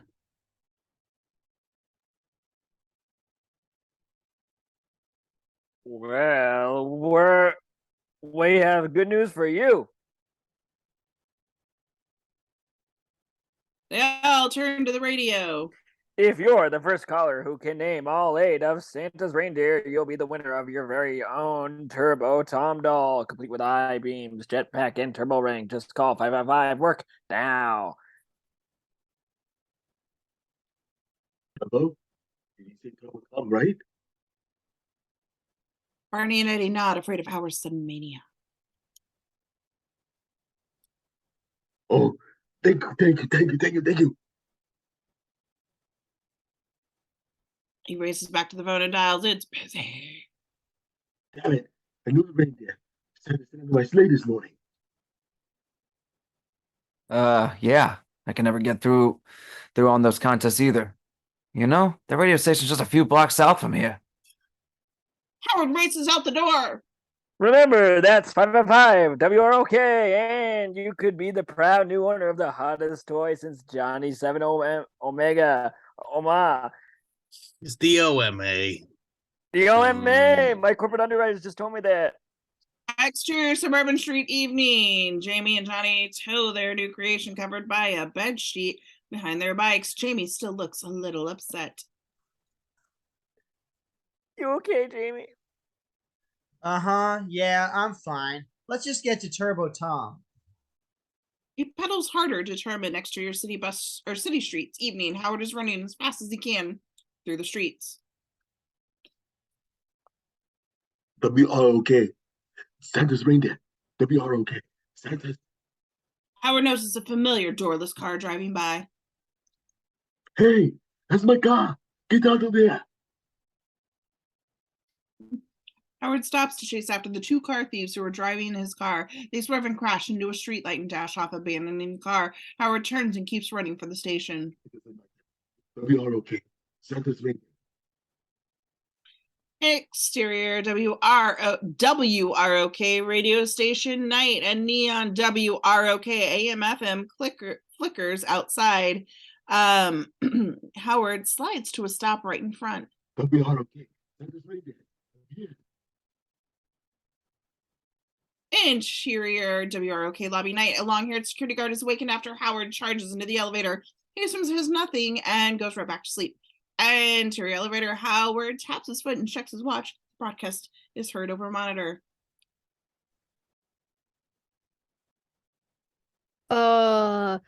Lancer, Flasher, Nixon. No. That's all wrong. I know it. Damn it! Don't rush me.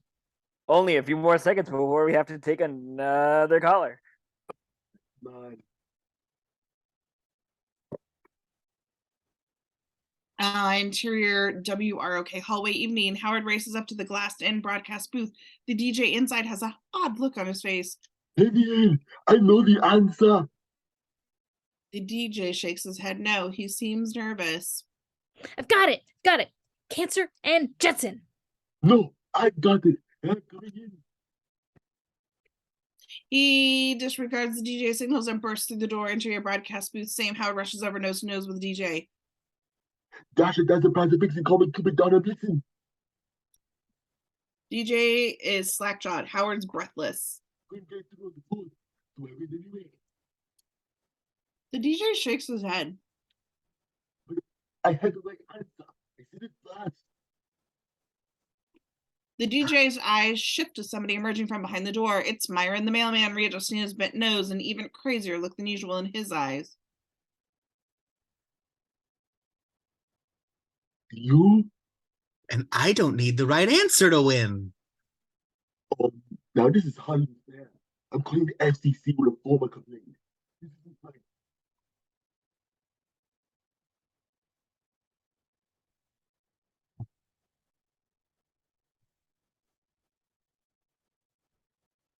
DJ?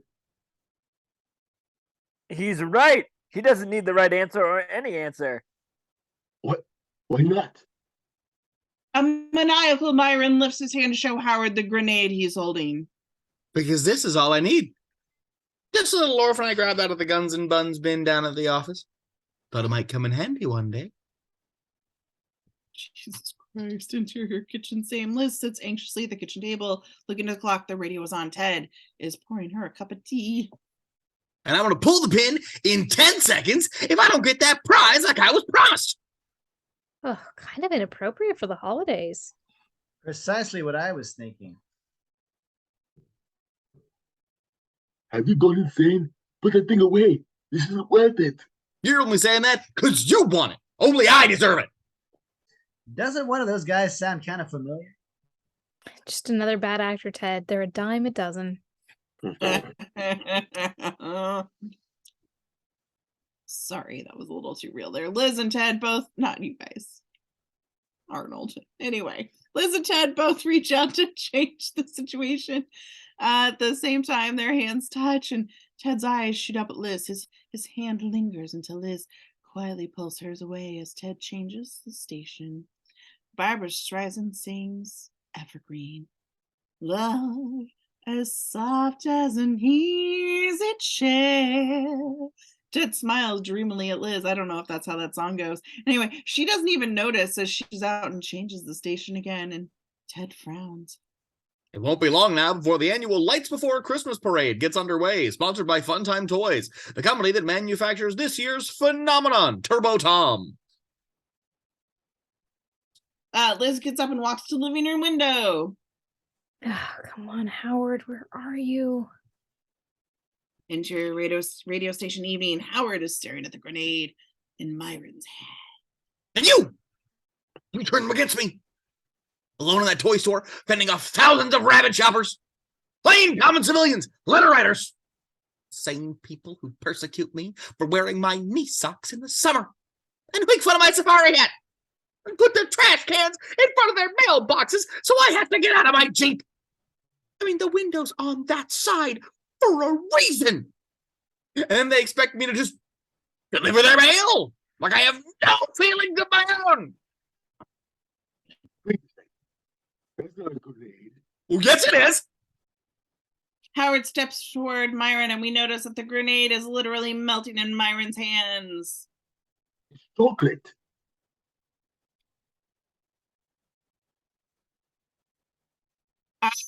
And he proves it by breaking off a piece and eating it. The DJ breathes a sigh of relief as then he dials the phone.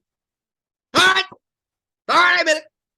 It's novelty candy, okay? But that doesn't mean I still can't inflict harm if overindulged. Howard defiantly swallows another piece. Myron lets out a a wail of frustration and slams Howard up against the wall. In the background, as we see the DJ whispering in the phone, to the police. That toy is mine. You hear me? And nobody's going to take it away. Nobody. You have no right. I want it fair and square. Don't care. I would do anything to anyone who gets in my way. Don't you understand? I just gotta have it. I have to. Why? I want this on mute. Howard suddenly stops struggling. He studies Myron, an obsessed, wild-eyed madman. He gains a little perspective. This is crazy. For two grown men, it's just a toy. Take it easy. After all, it's Christmas. It's gotta be a way we can money. I hate to bring this up now, but where were you two under the impression that I had a doll right here in the studio? Oh, Yeah, that's what you said on the radio. No. What I said was whoever won would get a doll eventually. All we have here is a gift certificate. Gift certificate? Sure, you can pick up a doll as soon as they get more in stock. Some other fucking cup, Travis. Anyway, both Howard and Myron pounce on the DJ. Sirens are heard approaching. Let's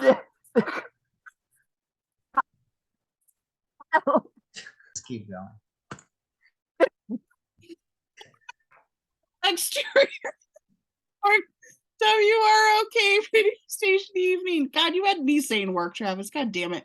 Police car skewed stops disgorging armed officers. Interior WROK lobby night. The police rush past the sleeping guard into the elevator, and the guard wakes up too late once again, shrugs, and goes right back to sleep. Great security guard. Interior WROK hallway. Howard and Myron both try to squeeze through the door at the booth. They struggle with each other to get ahead. Finally, Myron swings his mailbag into Howard and makes a dash for the elevator. Myron pounds the down button. Better luck next time, loser. The doors open. Myron is facing a dozen policemen. You wouldn't shoot a fellow civil servant, would you, fellas? They cock their weapons and take aim. Myron gulps. Meanwhile, Howard dashes to the stairwell with a slam.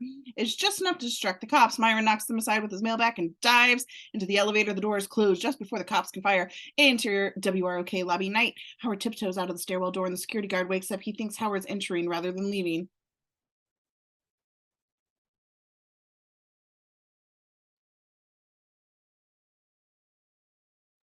Hey, you! Hey. No visitors allowed without a clearance. Oh, okay. But I wanted to request Stairway to Heaven. Sorry, gotta do it over the phone like everybody else. Oh, that sucks. Simple rules. He flashes the universal headbanger sign and runs out. Rock on, Rock man. on, man.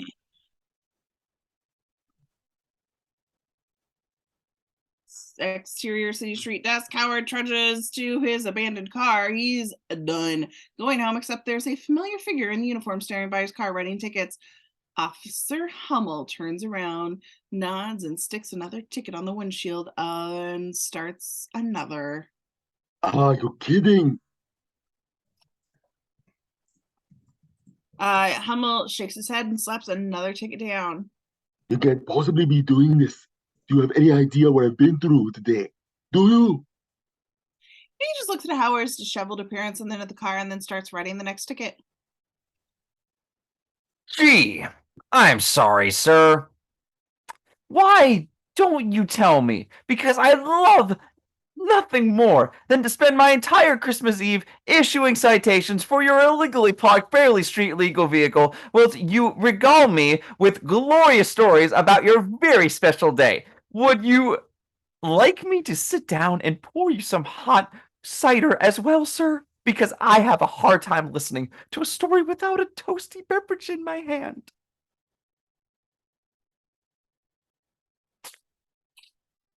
It's amazing. Hummel rips off another ticket and slaps it down. Howard's at his boiling point. He growls, stamps, and spins around, gestures wildly, but knows he can't say anything back. At his highest moment of frustration, Howard stomps over and kicks the rear tire of his car, which causes it to slowly roll forward. Oof, into Hummel's parked cruiser. Crunch. Hummel's bumper falls to the ground with a clatter, and Howard looks at Hummel. It's Putnam with 2 T's. Hummel begins carefully writing another ticket. Exterior Howard's car desk. Howard rattles home. He speaks to himself. Liz, I'm sorry. I did everything within my power to get that dog for Jamie. But look, I got a gift certificate, which is just as. He stops. How lame. Tries again.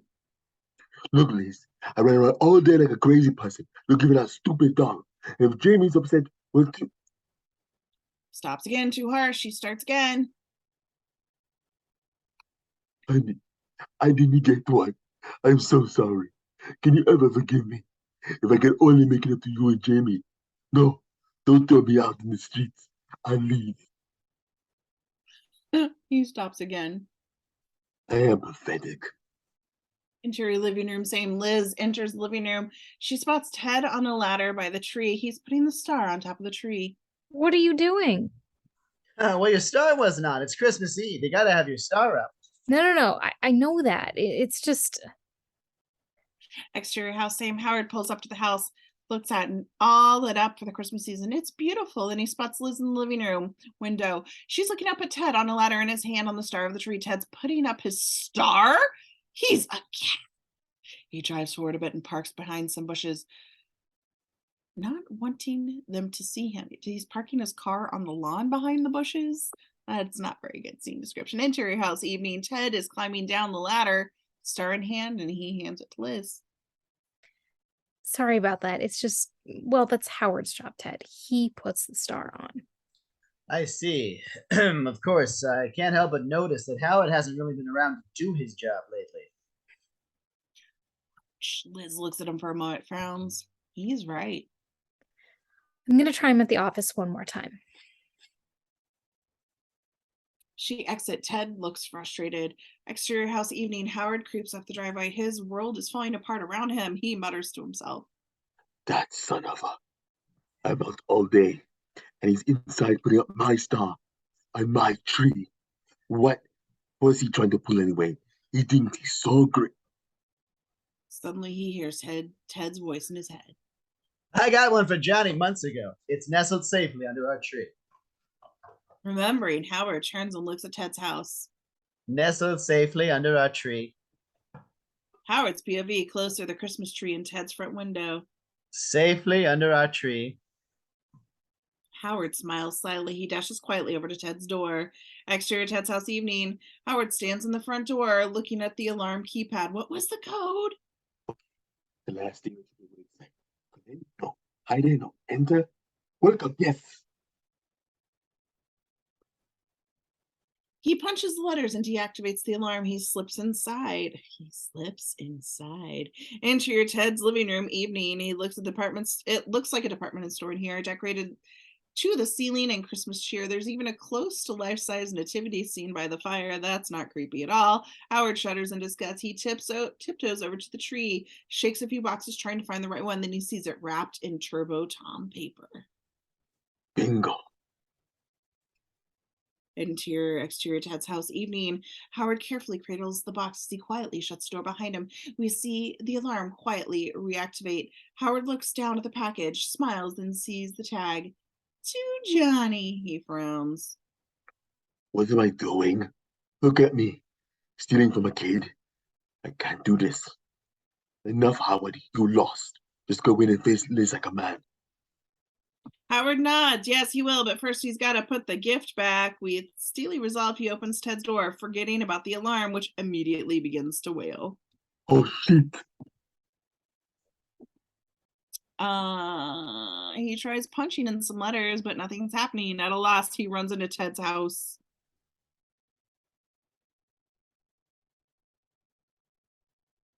Oh, hi, this is still me. Sorry. Interior Ted's living room night, or nigget. Howard runs in, gift in hand. He's heading for the tree, but trips over a string of lights. He pulls, yanking down a whole set of them. He rolls around, the lights wrapping around his body. Oh God, I'm having trouble. Interior Putnam living room, same. Ted runs from the kitchen and looks at Liz. That's my alarm. Oh. Should we call the police? I'll check it out. I'm coming with you. Liz grabs a broom from the kitchen and follows Ted. Interior Ted's living room night. Howard can't seem to get out of the lights. He scrambles to get up and hurls himself into the nativity scene, knocking the head off of a wise man. It rolls into the fire, and Howard drops the box and goes for the head, but manages to scoop it out. But it's a flame.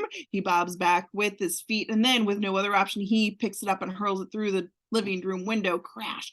Exterior front of Ted's house, same. The group of carolers are strolling by singing. They look up on the crash and see a flaming, bearded head plop down in the snow in front of them. They scream and run. Exterior side at Ted's house, same.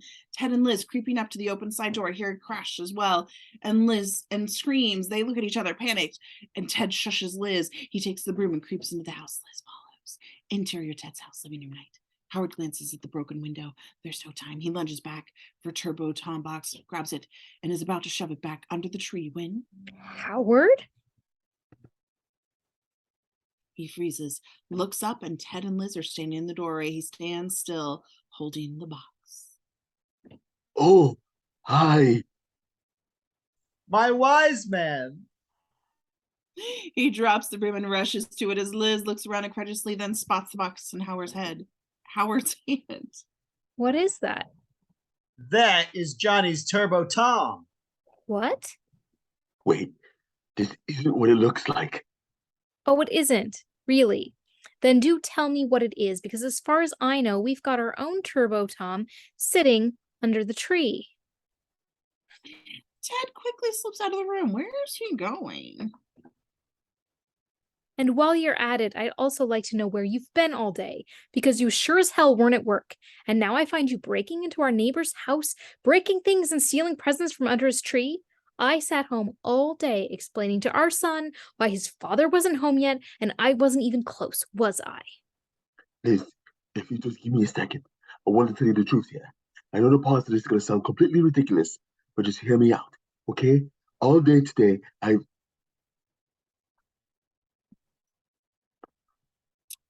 Ted comes barreling through the door, panting. He holds the wrapped antifreeze box and hands it to Liz. Liz, I thought you should know.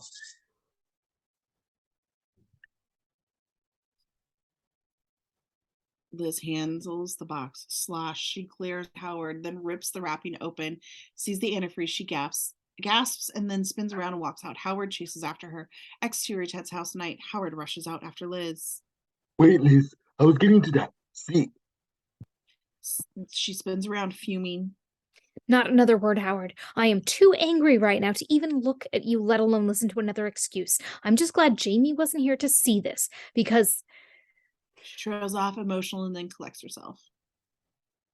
I am going to the parade to meet our son, and I think it'd better be for I think it would be better for everyone if you just stay home. You've done enough damage as it is.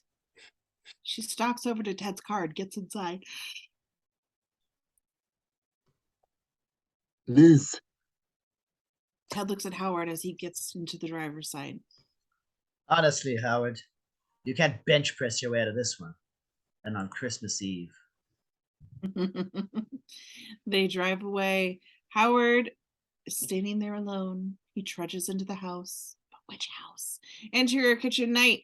Howard enters through the kitchen door and he shuffles over to the table. Completely beaten, he walks to the fridge, pulls out beer, slams the door, and sees a child's drawing, Jamie's to be exact, hanging on the refrigerator door. It's the one he was making in his room. Howard looks at the finished product. A guy marked Dad with a smaller person on his shoulders marked me.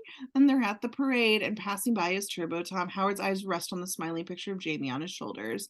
Exterior Putnam house. Night. Howard storms out of the house with full determination. He climbs into his wrecked car and he's going to that damn parade. I made a promise. Exterior parade route night. The street is decked out with holiday decorations and families are quickly starting to line the sidewalks. Bundled against the cold, sipping hot chocolate, vendors hawk souvenirs, kids stand on tiptoes in anticipation. And the biggest night of the year, located on a wobbly platform above it all, are saccharine local TV personalities, Gail Storm and Liza Johnson. They look extremely excited to be doing anything that requires the use of those goofy headsets, and their broadcasts can also be heard all over the parade's PA systems.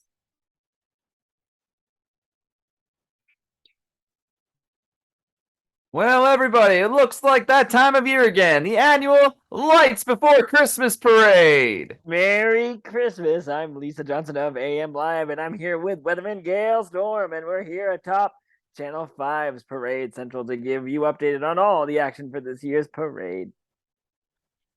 The crowd buzzes with excitement, and we've moved closer to reveal Jimmy and Johnny pulling up an empty spot next to the parade barrier.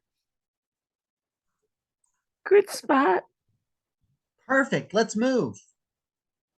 They start unpacking their gear. Jimmy checks his watch. Estimated launch time, 10 minutes. Roger that. Jimmy and Johnny keep working, but can't help smiling with excitement. This is going to be so cool. Exterior Ted's car night. Ted pulls his car into the parade area parking lot. Liz sits next to him, sadly looking down at the unwrapped antifreeze she's still holding in her lap. I'm sorry you had to go through that back there.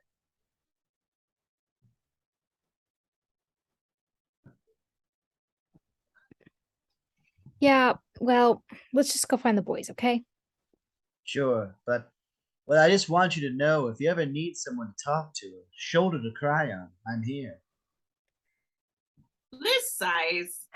Really, Ted, I'm fine. She looks out the window and Ted gazes at her. You deserve better, Lizzie.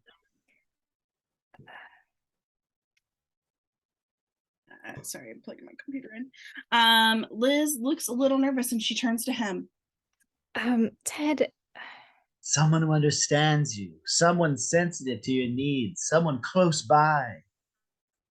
He puts a hand on her leg and she gasps. I know. I'm feeling it too. No, Ted, I don't know how it happened either. Look, Ted, Liz tries to gently remove his hand from her leg, but he takes it as a gesture of affection and clasps her hand in his. I love you too, Liz. He lunges to kiss her and she yelps. Ted! Liz! Get off me! But Ted's too far gone now. Oh, Liz! Liz! Liz doesn't know what to do. Finally, she slugs him in the head with the antifreeze container. She jumps out of the car and slams the door. Disgusted, she stalks off into the crowd. Ted sits in the car, antifreeze oozing down his face. Well, that didn't exactly go as well as I had hoped. Exterior City Park night.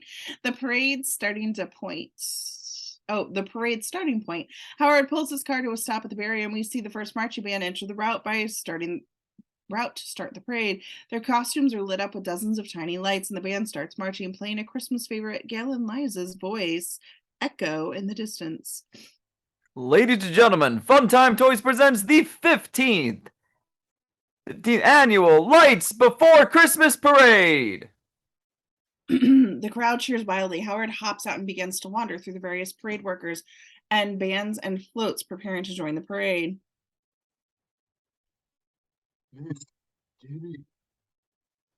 He searches around, bumping into everyone, generally getting in the way. He makes a turn and sees the bikers preparing their own float.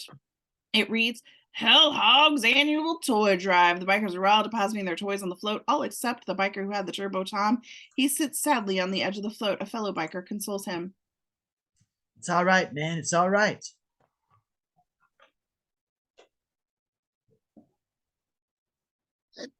But I never would have dropped it if it hadn't been for the jerk who stole it in the first place. Howard silently tiptoes backwards to avoid being seen, but boom, he backs right into a big bass drum being worn by a band member. The drummer falls, knocking over the entire percussion section very, very noisily. The bikers turn to see commotion and spot Howard standing amid the fallen drummers. Dude, that's him. The bikers rev up and start coming for Howard. Whoa. Howard spins and runs for his life. The bikers drive over the drummers in hot pursuit. Howard runs down the back alley, desperate for a place to hide. He spots an open warehouse door and he dives inside. Exterior reviewing stand night. The first band is passing by and the crowd applauds enthusiastically.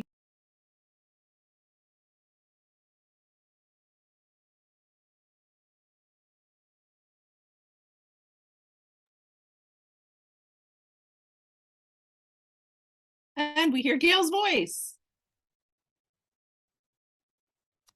Here comes the East Side High Marching Band.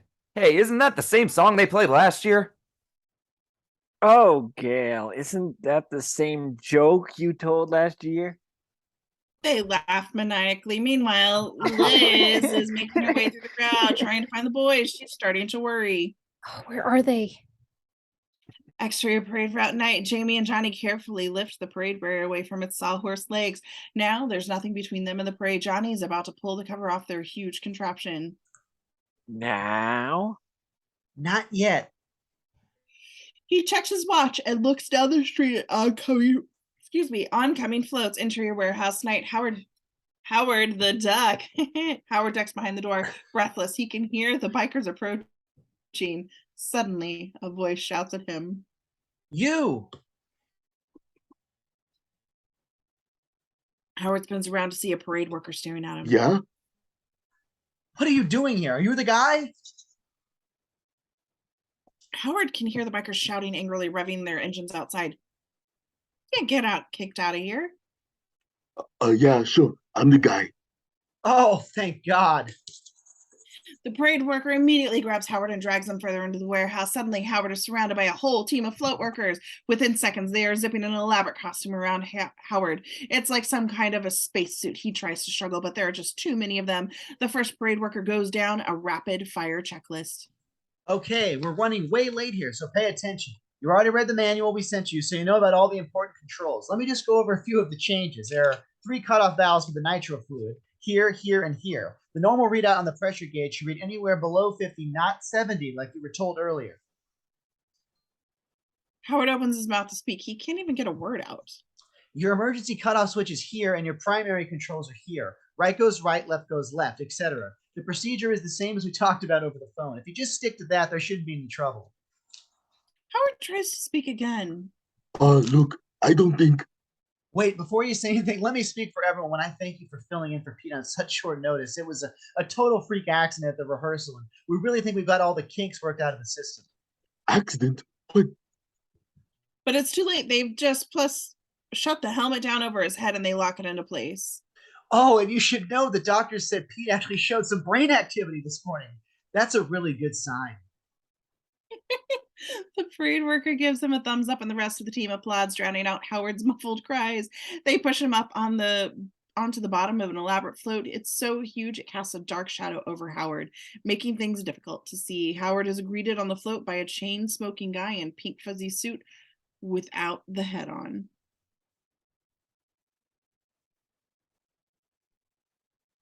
Where the hell have you been? What am I supposed to do? Wait all freaking day for you sorry ass? What was that voice? Suddenly, the huge doors in front of them slowly start to open, and the chain smoker takes the last drag and puts on his costume head. Howard seems to recognize it. Wait, I know that. It's your Fang, aka Booster. Yeah, and who the hell do you think you are, Santa Claus? The doors open wider, creating a widening band of light onto the float. Howard looks down on his own costume, recognizing it now. Oh my god. I He turns to look up at the float, a big Turbo Tom sign. I'm Turbo Tom. The float is now moving out of the warehouse into the full glare of the parade. The crowd gasps in awe.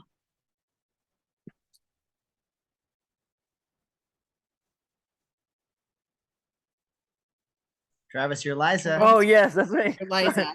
And now the moment you've all been waiting for. Here he is, boys and girls, live in person. Fun Time Toys' very own Turbo Tom. Hate you. The crowd goes bonkers. Everybody and their kids wants to get a glimpse of Turbo Tom. Meanwhile, Howard is frozen stiff on the float. Wave, you idiot, wave. Howard begins waving to the crowd. They eat it up. The float continues on the parade route. Flashbulbs popping in, kids squealing. Exterior parade route night. Jamie looks down the parade route. He can see the huge Turbo Tom float flash awash in the lights, but he turns to Johnny. Now!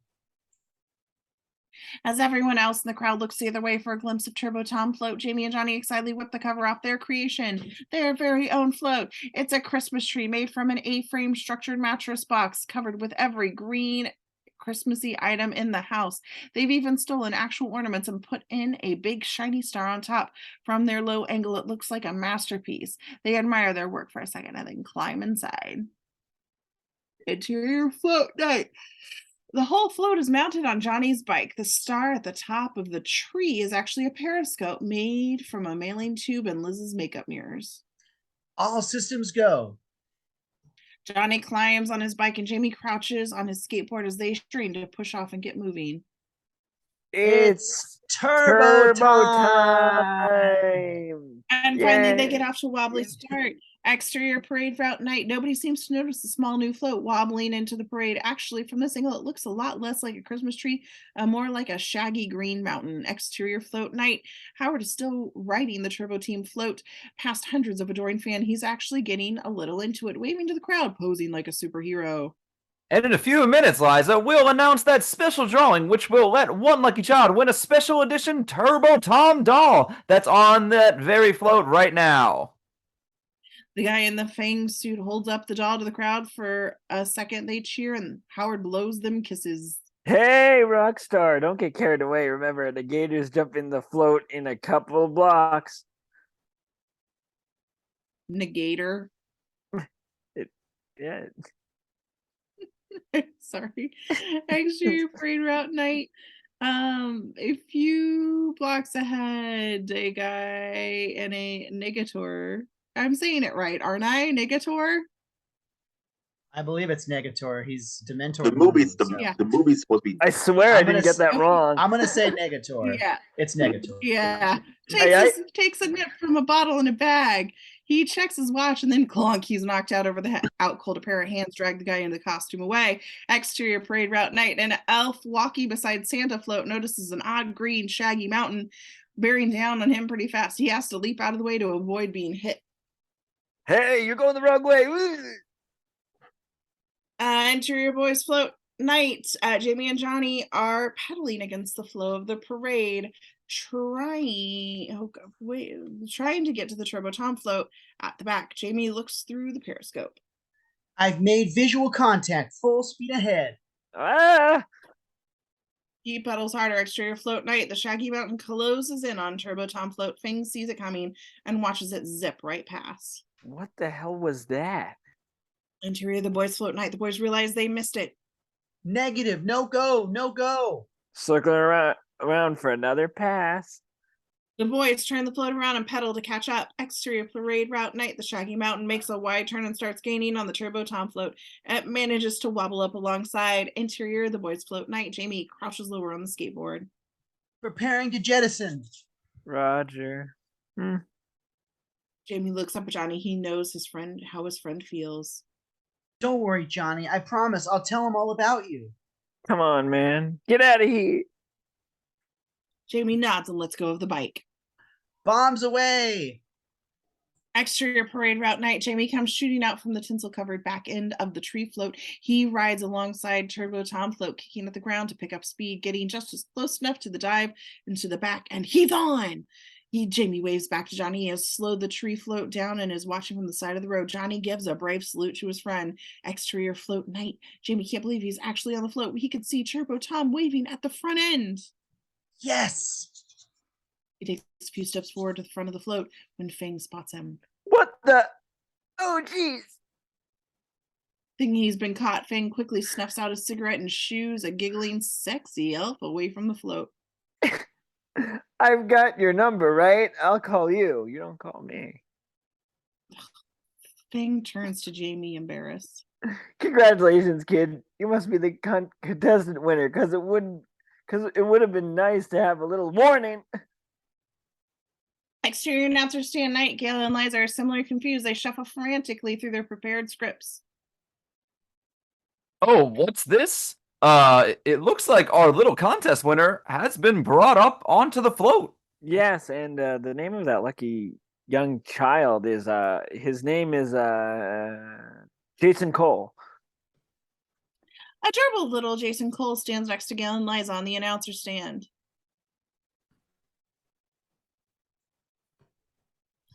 Oh, but I'm sorry, no, you can be Jason Cole. You're Jason Cole, Travis. But God I'm damn it. Jason Cole. Galen and Liza stare at him in confusion. He looks like he's about to cry. Well, then, who's that? Back on the float, Fang hands Jamie the special edition Turbo Tom doll. There you go. Have fun. Merry Christmas. Now get lost. Fang pats Jamie on the back, and then he looks around for the elf again. Damn, where the hell did she go? Jamie tucks the doll under his arm and keeps moving forward across the other side of the float. Exterior parade route night. Off to the side, we see Negator reemerge within the crowd. He's looking for something. Negator's POV. Through his dark vision helmet, we see Negator looking around at the Turbo Tom float. Suddenly, he stops when he sees Jamie carrying the doll. We zoom in on the doll.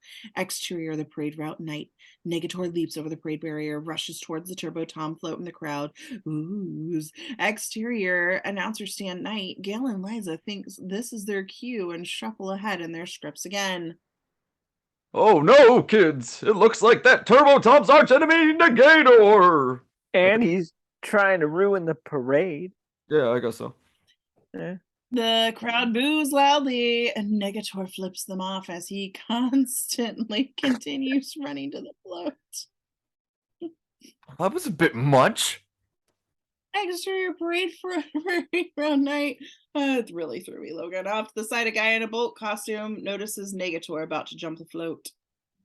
What's he doing? He's way too early. Exterior float day. Negator jumps to the back of the float. Bolt comes running out of the crowd to join him. What the? You totally blew your entrance. He leaps onto the float as well, only to have Negator kick him off with a thud.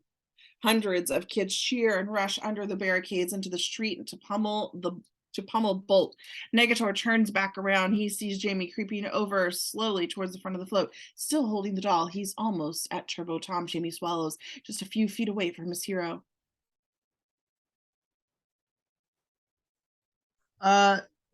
Turbo Tom, excuse me, Mr. Tom, sir.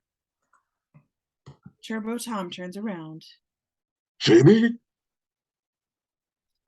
Jamie is stunned. His mouth drops. Turbo Tom, you know my name? course I do, Jamie. It's me. But right before he can say it, Jamie is grabbed from behind by Negator. Not so fast. Like, give me the doll and nobody gets hurt. Howard recognizes that voice. Byron? That's right, Mr. Reindeer Man. Thought you could outsmart me again, huh? Pretty slick with the costume idea, but I'm one step ahead of you, as usual. Myron, come on. This is absurd. Fang approaches Myron from behind and taps him. Hey, buddy, this isn't how we rehearsed it. Myron punches Fang right in his furry face and he drops off the float and more kids rush out under the barricades to pummel Fang. These kids are fucking violent. The rest of the crowd boos and Jamie managed to slip away when Negator punched Fang. He's now got the doll right over his head. Kid, don't be a pain. You'll never get away with this, Negator. But Jamie, maybe you should just let him. Suddenly the crowd starts calling out to Howard. Come on, Turbo Come on, Turbo Tom, stop the Tom, game! stop the game! Stop the game! Turbo Get Tom. him, dude! Get him, Turbo Tom! Even the announcers get into the act. Looks like it's up to Turbo Tom to save the day. If anybody can do it, he can. Negator is moving closer to Jamie. He tries to grab for the doll, but Jamie uses one of his karate moves and kicks Negator in the shin. Ow! What you little mother... Byron rubs his shin and tries to chase after Jamie. Turbo Tom, help! Somebody Howard looks around. help! Jamie looks at Turbo Tom curiously. Negator is getting too close. Do something. Use your eye beams. I-beams. Negator is grabbing Jamie again. Jamie screams. I-beams. He hits the button on his helmet and two streams of red, silly string-like substance shoot out from the sides of his helmet. They land at Myron's feet and he slips around the gunk. Jamie gets away and the crowd cheers. Quick, Tom, use your turbo ring. My what? The boomerang in your holster. Howard reaches down to the boomerang hanging from his belt just as Myron is getting back to his feet. Howard throws the turbo ring at him. Whoosh, Myron ducks and the boomerang sails right past his head. Myron picks his head up and laughs, only to have the boomerang hit him in the back of the head on its return. Whack, the crowd cheers again. Myron picks himself up again and is pissed. He scrambles around the float trying to catch Jamie. Crack, his foot goes through the floor of the float. Interior inside the float, same, and into the driver, hit in the head by Myron's foot, knocked out cold. Exterior float day. The float starts to drift a bit as Myron pulls the foot back up and corners Jamie against the wall. Turbo Tom, use your jetpack. Use your jetpack. Howard searches for the button. Yeah, like this thing actually has a working job. Whoosh, Howard shoots right off the float, disappearing into the sky. Negator and Johnny both look up at the trail of smoke, then Myron laughs. Good work, kid. Now give me the doll. Never. He holds the doll away. Exterior somewhere in the sky at night. Howard is screaming his lungs out as the ground quickly shrinks beneath him. He hits a switch that immediately causes him to loop around uncontrollably. Whoa! Exterior float night. Howard. You got me, Curtis. With Howard looping above, Negator finally grabs his doll and Jamie. Her doll from Jamie, and he's just about to jump off the float when Howard, dipping down in one of his wild loops, accidentally smacks right into him, knocking the doll from his hand. The crowd cheers wildly. Wow, I tell you, they're putting on quite a show for us this year. Howard loops back up and gets tangled in the large banner hanging over the parade route. Meanwhile, the float is drifting back and forth dangerously close to the crowd. A few parents nervously pick their kids up from the curb. Negator is pulling himself back onto the float while Jamie spots the doll. They both scramble across the float for it. Exterior reviewing stand night. Liz is still looking for the kids. Then she spots Johnny. Johnny. Sorry, I just said your line. I apologize. Liz runs over to Johnny, who's walking over with his bike. Where have you been? Where's Jamie? Johnny glances at the oncoming float and shrugs. I don't know. Liz turns to the float to see Jamie holding a Turbo Tom doll aloft. I got it, Turbo Tom. I got it. Negator tries to grab Jamie, but he dives between his legs, and Liz looks like she's about to freak. Oh my God, Jamie! She goes running towards the float. Johnny just looks at his friend in awe. Excellent. Ted comes racing out of the crowd, trying to catch up with Liz. Liz, wait, can't we talk this out? He stops when he sees Johnny, who looks at him curiously. Ted's quite frazzled and covered with antifreeze. Dad, what happened to you? Cut to Howard, still tangled in the banner. He struggles to get free. On the float, Negator is closing in on Jamie, but he freezes as he notices the float's veering into the announcer stand. He and Jamie both take cover. Exterior announcer stand night. Unaware of what's below, they go to a commercial. And we're going to commercial. Liza and Gail turn off their on-air personalities.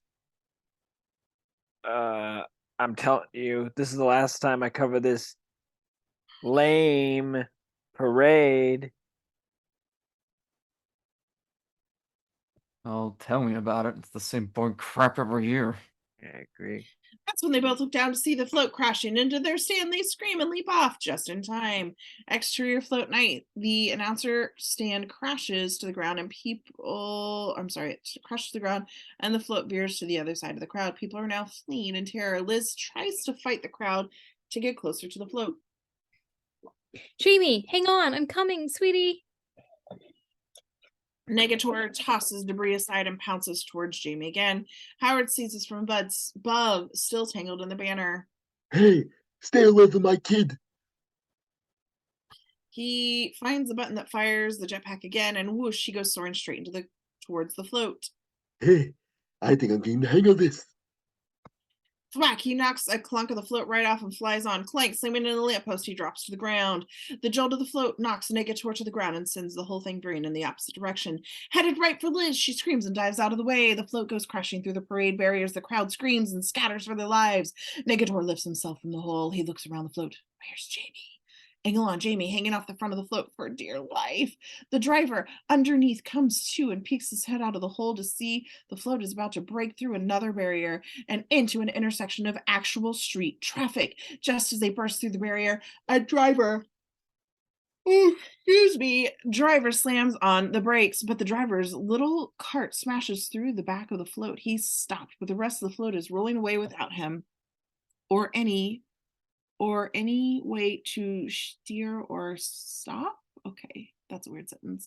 As the float drifts further into the intersection, Negator spots Jamie hanging on with one hand, clutching the doll with the other. Cars start to swerve out of the way of the float. More parade goers scream. Howard picks himself back up at the base of the lamppost as he hears screaming in the distance. Negator is reaching down to Jamie at the front of the float.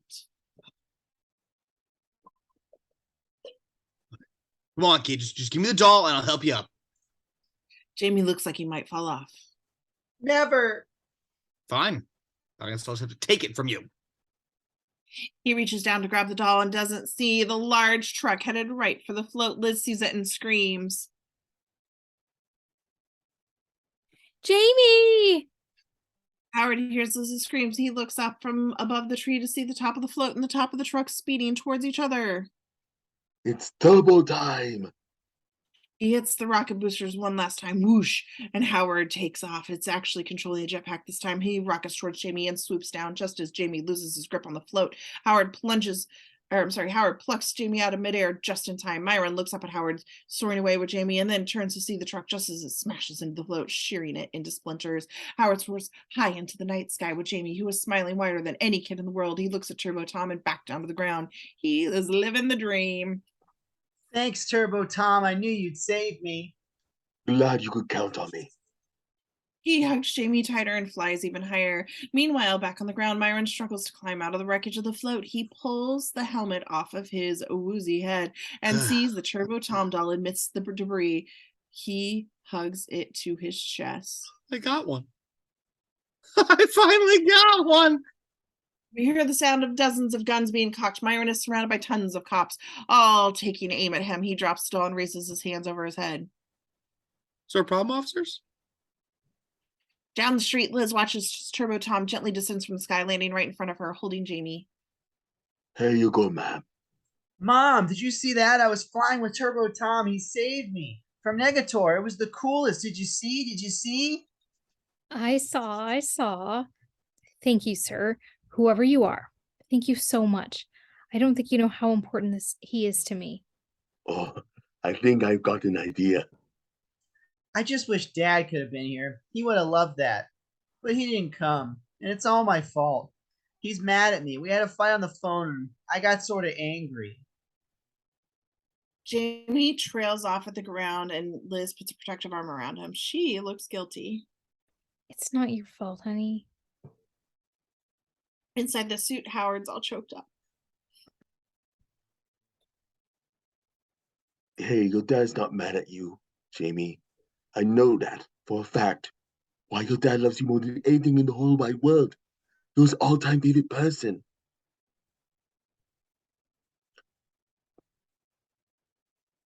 The problem Howard was, talks, he tries to... Go ahead.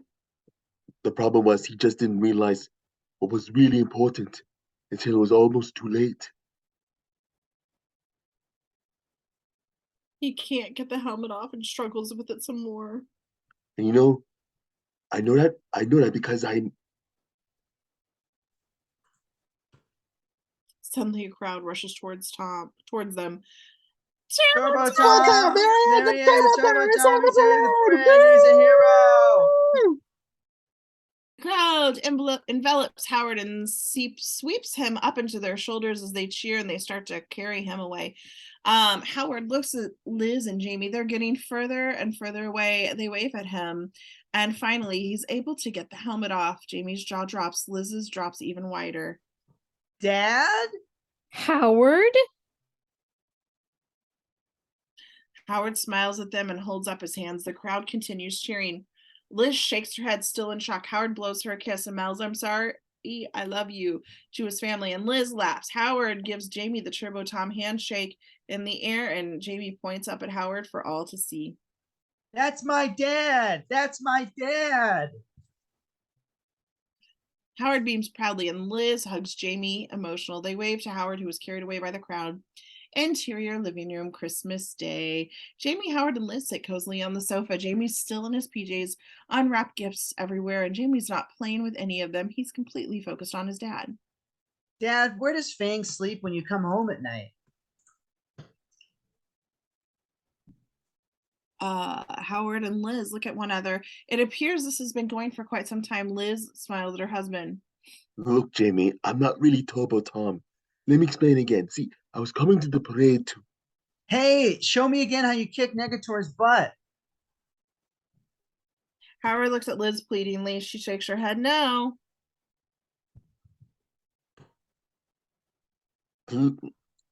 Please. Come on, Mom. One more time. The phone rings. Liz gets up to answer it.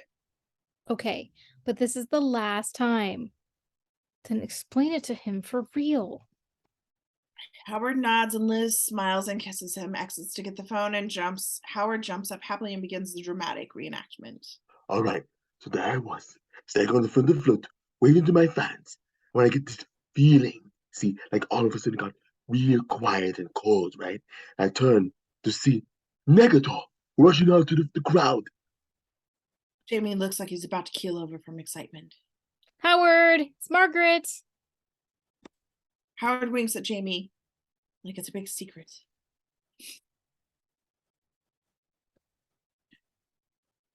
Fang. Jamie nods knowingly as Howard dashes off to get the phone.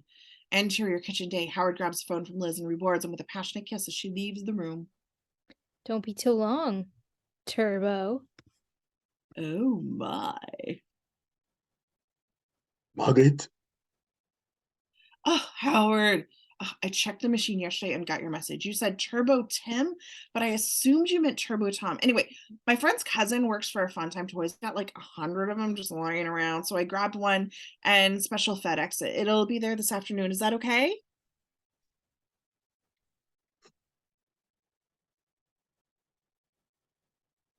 Is that okay? Oh yeah, 100 of them. Howard looks a bit pale, but then laughs a lot hysterically, to be exact. Howard, Mr. Putnam. Howard catches his breath and wipes the tears from his eyes. Yes, Margaret, this afternoon is certainly okay. Thank you very much. And Margaret, I know I gave you yesterday off, but actually I preferred if you just took the rest of the week. Come back after New Year's, okay? Are you kidding? What about you? Well, I'm also taking the week off. What? Thanks, but is there anything else you need before I go? Howard peeks in the living room. Engel and Liz and Jamie cuddled up on the sofa. You know what, Margaret? I think I've got everything I need right here. Oh, he smiles and said goodbye and hangs up. The doorbell rings. Interior living room hallway day. Howard slides by the living room in his socks, very slick. I'll get the door. Jamie laughs. Interior front hallway day. Howard opens the door to see Ted and Johnny by his side. Hi, Howard. Howard smiles. Nothing's gonna break his mood. Liz appears behind him. Hello, Ted. Hi, Liz. It's a very emotional time of year, and I think perhaps yesterday I may have gotten caught up in some emotions that weren't quite appropriate. And I hope my behavior won't affect what up until now has been a warm and mutually respectful relationship. You've always been so kind to me. I'm so ashamed. He's all choked up, and Liz and Howard share a look. Sheesh. Oh, Ted, please.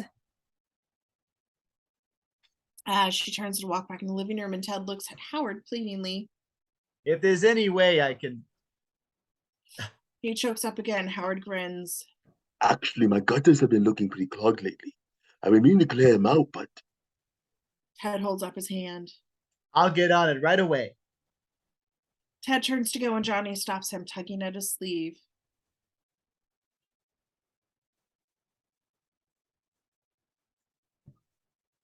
Son, Dad? are you there? Yeah, I'm here, Dad. You promised. Oh, right. Turbo Tom. Johnny wanted to know if he could come in and play with you for a while. Why, I Well, think Dad. Oh, I sorry. think that'd be all right. Oh, the sight. Wait for your turn to speak, son. I'm learning. Fucking Johnny's a dumbass. Johnny comes running into the house. Ted goes off to start the gutters, and Howard shuts the door and smiles. Interior living room later, Howard and Liz snuggle on the sofa in front of the kids. Interesting. How snuggly are they getting? Jamie and Johnny sit in front of the TV. A Turbo Tom Christmas is on. Kids, move back. You'll ruin your eyes. They completely ignore her. Howard warns them. Gentlemen, They immediately scoot back, and Howard kisses Liz happily just as the commercial break comes on and an ad for Turbo Tom products. Jamie and Johnny turn and look around at Howard, and goofy grins on their faces. Who needs a toy when they've got the real thing? But then... Introducing the newest arrival from Funtime Toys, sent down from the planet Dominion to save the human race. It's Sonic Soldier. Johnny and Jamie whip around to see the screen. Yes, kids, Sonic Soldier is here, and he's coming soon to a brand new afternoon show. And you can have your Sonic Soldier in your home before he even hits the screen. Angle on screen, music, Sonic Soldier in action. This is one amazing toy. Sleek, shiny, a zillion moving parts and weapons. A must-have now. Hurry, supplies are limited. Jamie turns around to Howard. Dad! Howard's eyes widen. Not again. The end. Yay! Good job, everybody. And thank you to whoever was lucky enough to witness this just now. Thank you and good night.